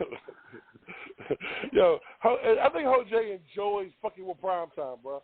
I think he really gets a kick off just torturing. That's why he calls in now. He doesn't even give us any more Jet takes. He just calls in to roast me now. You know what's bad? And this is the funny thing, with Cassandra, right? You're not even a Jet fan. So, why are you talking shit? You're just talking shit. You know what? I think Cassandra and Tyson are like family some kind of way, bro. They just talk shit to talk shit. You know what I'm saying? I think Wait. We talk shit to talk shit, or we just expose we expose waffles when we see them? They hold you accountable, Tyrone. You your damn self. That's it. No, because see, y'all be always giving Tyson the pass, bro. That's why this show is. This is not some bullshit. Because Tyson would not answer a fucking question deliberately, and y'all just overlook that shit. Y'all don't say nothing about that. Tyrone said one thing, I was rolling with Fields. I changed my mind. I went with Wilson. Don't hold me. I'm okay with that, man. You change your mind weekly. I mean, he's got you there, Tyrone. Last 2 weeks, I've been with Wilson. Is that correct? Is that correct? I'm Wilson, baby. But if Cassandra is holding you accountable and she's very creative and clever, we have to give her credit. We don't have to say, why does it have to be a family thing, man? I appreciate talent. She's got a clear talent. I acknowledge her talent. I give her credit for it. It seems like Cassandra only attacks me in primetime. She never attacks you. I mean, never. Has listen, anybody man. noticed that Not once. besides us? So she attacked me last night. She said I was too something last night. I was too mellow or I was too whatever. She attacked me last night. Oh shit, that sounds rough. Wow, Tyson. She went at you. Really hurt your feelings? Hey man, it's not my fault. I don't waffle like you two do. It's not my fault. Yo, did she put you on a she jet? had a whole meme about me, bro. Did she put you on a bingo board? About me, bro. Hey, prime time. She had a whole fucking meme. I saw. I had 56 messages, bro. The fuck you mean? Like, yo, well, she said something about me too. He said, see how he bullshits prime time? You see that? This is what he does. I'm saying it for 6 years. Come on, get the fuck out of here. What kind of shit is this? Fuck, I get attacked all day long by fucking people. You guys are out of your mind. Just saying. So what were your guys' thoughts on the Sam Darnold trade? Were you surprised? Did you like the fucking brilliant back? I mean, it was, bro. I mean, 3 picks for Sam Darnold, bro. Hey, listen, I'm gonna be honest with you though. When it first came across on my phone, all I saw was 6-round pick. I was pissed. Like I was like, what the fuck? Then I read the rest of it. I was like, oh, 2 and a 4. Oh my, this dude is Houdini, bro. Like yo, I'm not even tripping it. Yo, bro, hey, listen, in a market where there was no market, where there was no teams really left, but either Carolina or not even though Denver had gotten into it. Bro, you can't even have it. And he got them out of the division. Bro, I'm sorry, bro. Joe Douglas, when it comes to fucking trade, he's masterful, bro. 2 for Jamal. Yeah. And imagine going from Adam Gates to Joe Brady. Oh, bro, that's like going from the Jets to the Patriots, bro. Like, you know what I mean? Like, yo, you're going from a loser. Well, let's not go that far, Tyrone. Let's not go that far. Hey, I'm just saying, man. Let's back up the train a little bit. We're still on the Jets train. We're still on the Jets train here, Tyrone. Let's back it up. Nah, bro, listen. Let me tell you something, bro. You know what's crazy, right? Like, I didn't really have a problem with Buffalo or Miami. I fucking hate both of those now, bro. Like, I really hate their fans, bro. Like, especially Buffalo, man. Like, they just some cocky, arrogant fuckers, man. Y'all ain't done shit. But, you know, y'all doing. I hate Eagles fans. I can't stand them. Them and Cowboy fans are the worst. I mean, half my family is Cowboys fans. I'm like, yo, how the fuck are y'all Cowboys shit, sorry, fans? Tyrone. Y'all have never, no, fuck that. They're full of shit, bro. You've never been to Dallas before. How the fuck are you a Cowboys fan? Like, you just get the team, bro. Like, you've never been there. I said they were fun. Tyrone, why are you so angry tonight, man? Did Cassandra just upset you to the point where you can't just stay calm and positive? Like you're hating things, you're angry, you're belligerent. Are you all right, man? Do we need some kind of mediation here or something? Are you good? No, I'm gonna tell you why I'm a little mad though, right? Because I was going to, my son and my daughter-in-law going to Denver to see my daughter and grandson tomorrow. So I was gonna actually go on the trip, right? But Tyson sent my check a little late. So my check being late, I couldn't get the flight I wanted, so now I couldn't go. So I was going to. Well, you know what it is. That, but you know what it is. We had to do some. Plane. No, but see what happened was we had to do evaluations. We had to do like a Let's Talk Jets Radio evaluation, like an employee evaluation, and we have like a waffle meter. And for every waffle that gets served, there's deductions. Like we actually implemented like penalties and punishments. And now it's like after like 10 warnings, we had to take some action now, man. So it's just the way business is. But see, this is the problem. This is why I talked to the attorney today, Tyson, because that's not in my fucking contract, bro. I mean, you can't be adding shit to shit after we sign the contract, bro. You can't do that bullshit, bro. You're damn wrong. It's in the fine print. And shut your damn mouth. That was nice. That was. Yo, Tyson's the ass, bro. Trevor, thanks for calling. But what are your guys' thoughts on the draft, man? Who do you think we should take at 23 and 34? Yeah, Tyrone. Hey, bro, I'm definitely guard. I'm definitely a guard, bro. I'm definitely O-line. I'm definitely if there's a pass rusher there, I'm okay with them taking that. To put another book in over there with Lawson, but if there's a guard there or a tackle that can play guard, I'm with that. I have no problem with that. But at 34, and one of those receivers are there that fall, man, like one of these, these playmakers that are just explosive on the field, I wouldn't be mad at that as well either. But Trevor, thank you for calling in, bro. We got a lot of people on hold. We're trying to get everybody on. There won't be no hard feelings. Hey, thanks for having me on the show, guys. I appreciate it. Send my shirt, bro. Don't act like I got that, you, man. Tyrone. I'll send you the syrup, too. Don't worry. Send him 2 bottles shit. extra. Hey, I appreciate Talk it. to you later. Hey, man. Have a good night. Have a good one. See, prior time, now Tyrone's to the point where he's badgering callers and demanding presents. I'm just saying, bro. The man told me he was going to send me a shirt. Like, Tyrone, I got your shirt made and everything. I switched my mind up. I can't even get my fucking shirt, bro. That's just fucked up. I feel some kind of way about that, bro. It should be a lesson learned. I mean, I see now I'm getting syrup in the shirt, so I'm cool. We're going to go to Mr. Justin. What's up, man? What's going on, Just Blaze? What's going on? What's going on? What's up, dude? Tell us. You people need to relax, man. This nonsense about this Kool-Aid drinking for Joe Douglas has to stop. Let's go, Primetime. Primetime, get your popcorn out. I got it, man. You bring it. Let's go. All right. First off, this nonsense about freaking blah blah blah. Let's drink the Zach Wilson juice. What has Joe Douglas done to freaking upgrade this offensive line? I mean, he's done absolutely nothing.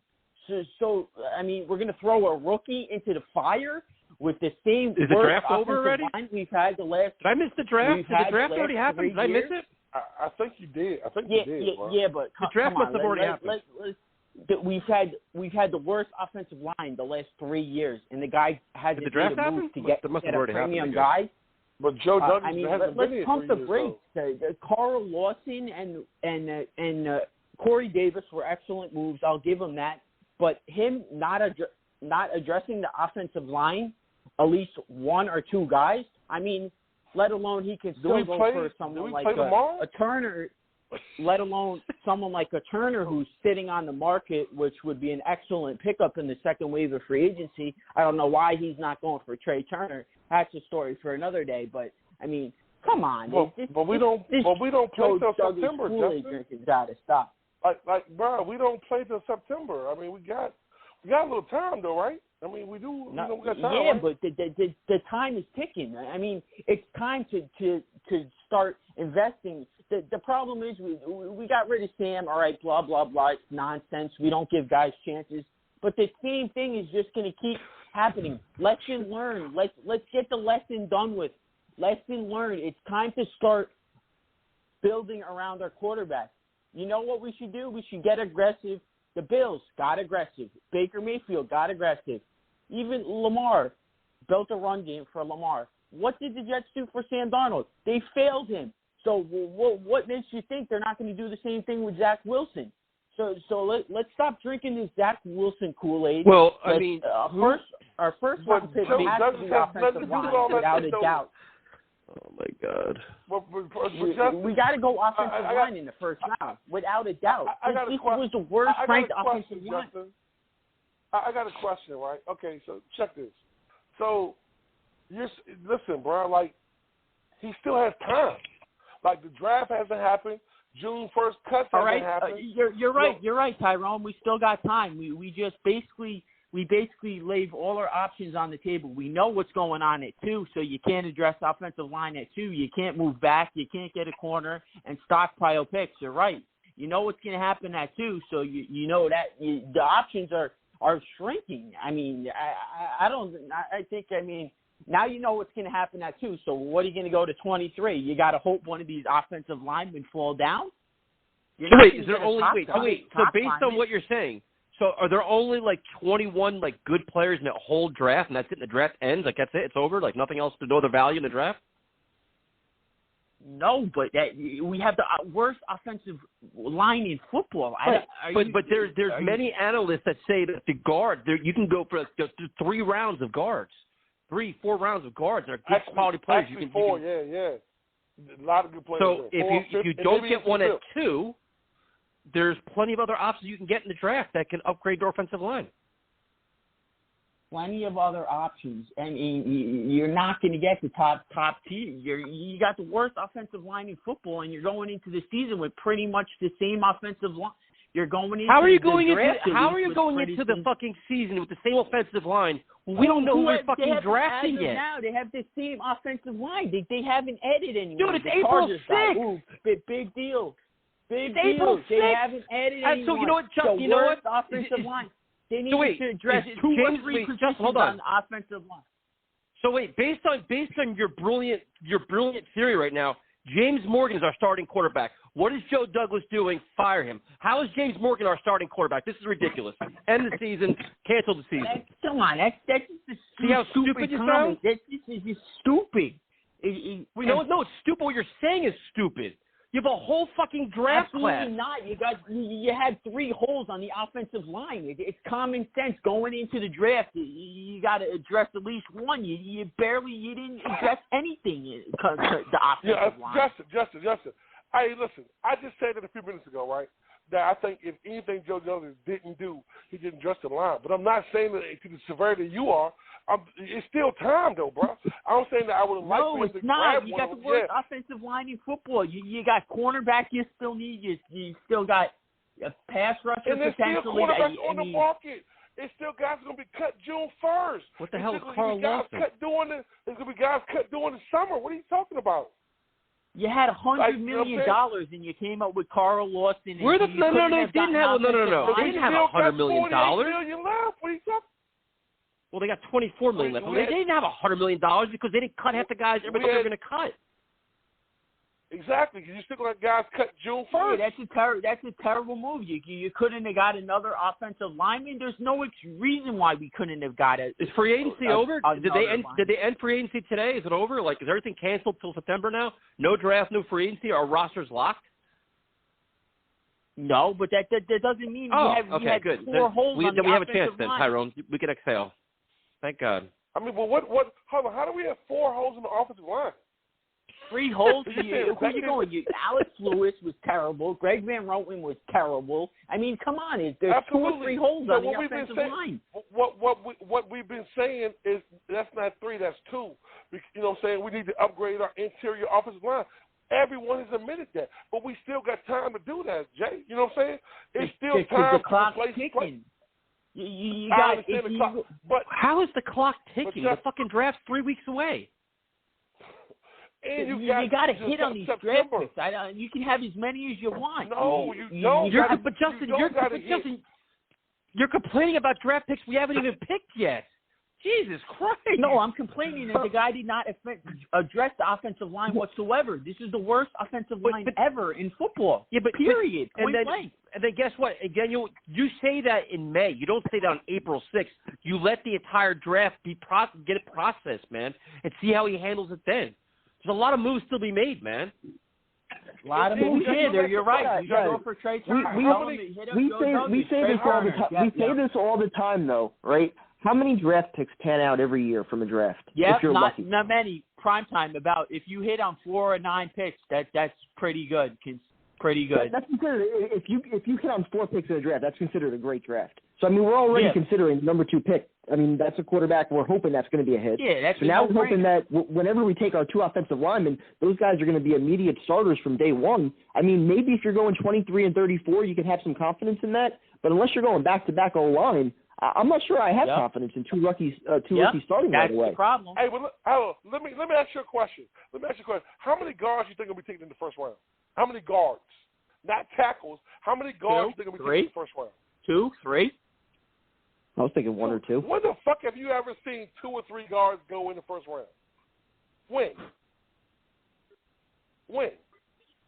I could say, Quentin Nelson, dude.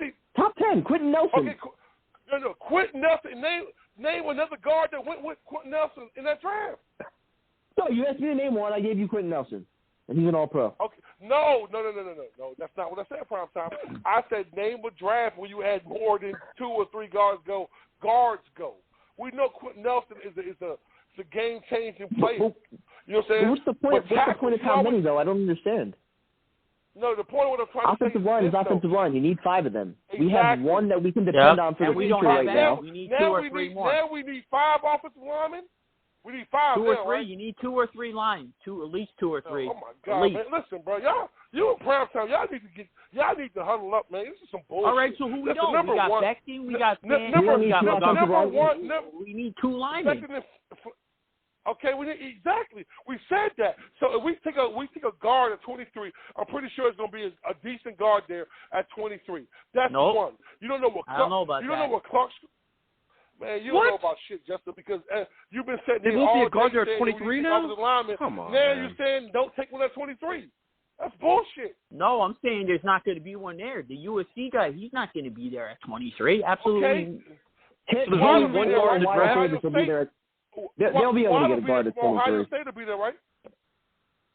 Exactly. So we get a guard at 23, right? Okay. We don't know what Clark's going to do. We don't know who else going to get cut in free agency. We don't know who else will get cut June 1st. So if we get Clark, if we get one guard, we know we got one side. So you only got to fill one more spot. You still got the fucking September to do that, bro. I'm pretty sure any fucking GM with any kind of common sense who has about $30 million left of money can find a fucking starting guard, bro. I'm pretty sure he can do that, bro. I'm positive that should be done. Yeah, because he's done it so well last year and in his 2 years, right? I don't know about that. Okay, but the 2 years. Okay, hold on. Let me break something back. He's only got one draft class. Do you only realize the first year that you know what I'm saying, a free agency, that someone else took the goddamn groceries? Someone else signed free agents other than the GM. You still had $8 million left over for Ryan Khalil, but. Oh my God, bro! I mean, but see, this is the whole point. You motherfuckers, man! This is why. Jesus exactly, Christ. bro. They fucking retarded, bro. This is like Justin, thanks for calling shit, it, man. We appreciate it. Hell. Nuts, bro. You're telling me that Joe Douglas didn't pick any of his free agencies, but he's held accountable for that. Maybe if he had $100 million, he could have found somebody better than Khalil. You think? I was obviously not jumping on that boat with Justin. If you didn't catch my sarcasm, that last cool comment. He didn't jump on the boat. He jumped off that motherfucker, man. Like he jumped. Hey, you know what's off fucked the up? No light. Prime time. You know what's fucked up? You know what's fucked up? Tyrone, he's like, yo, bro, Justin's on hold. Make sure you get him on. Tyrone wanted this. This is the bullshit you wanted. This is my dude. Yes, like Justin had been on in weeks. I did not know he was gonna come with that kind of energy, bro. That shit is crazy, bro. Like this. See, when we talk about doom and gloom, Jeff fans, this is what we're talking about right here. Prime example. Before the season starts, man, fuck the draft is over. Like you're not gonna get a good guard at 23. There's no way you can't get a good guard at 23. Come on, man. Jesus Christ, bro. You're telling me all the draft picks, we can't find one fucking guard. Come on, man. Tyrone, your parting shots for this week, man. Hey, I just want to say, man, what a show, what a day. Yeah, I love the Jets. I love you guys. Wilson going to be our quarterback. Let's get behind him. Let's just have some optimism about what's going to happen, man. Let's just be happy for a little while. Shit. Jets up, baby. Prime time, your thoughts. Appreciate everybody that checked in on me after the Sam trade. Appreciate everybody's patience with my negativity the last few weeks. I can't fake liking this move, but it is what it is. I will accept it. I will move on. I got the negativity out of me tonight, so let's move forward. Zach Wilson era it is. Yeah, thank you, everybody. Reached out to me as well. I definitely appreciate it. Pretty cool. So thanks for that. Thanks, everybody, for tuning in. At Talk Jets Radio, Instagram and Twitter. Let's Talk Jets Radio on YouTube. And we will talk to you guys next week. Thank God this show is over. Holy shit. Oh, man. Yo, that was a wild one there, buddy. Jesus. Welcome to Let's Talk Jets Radio.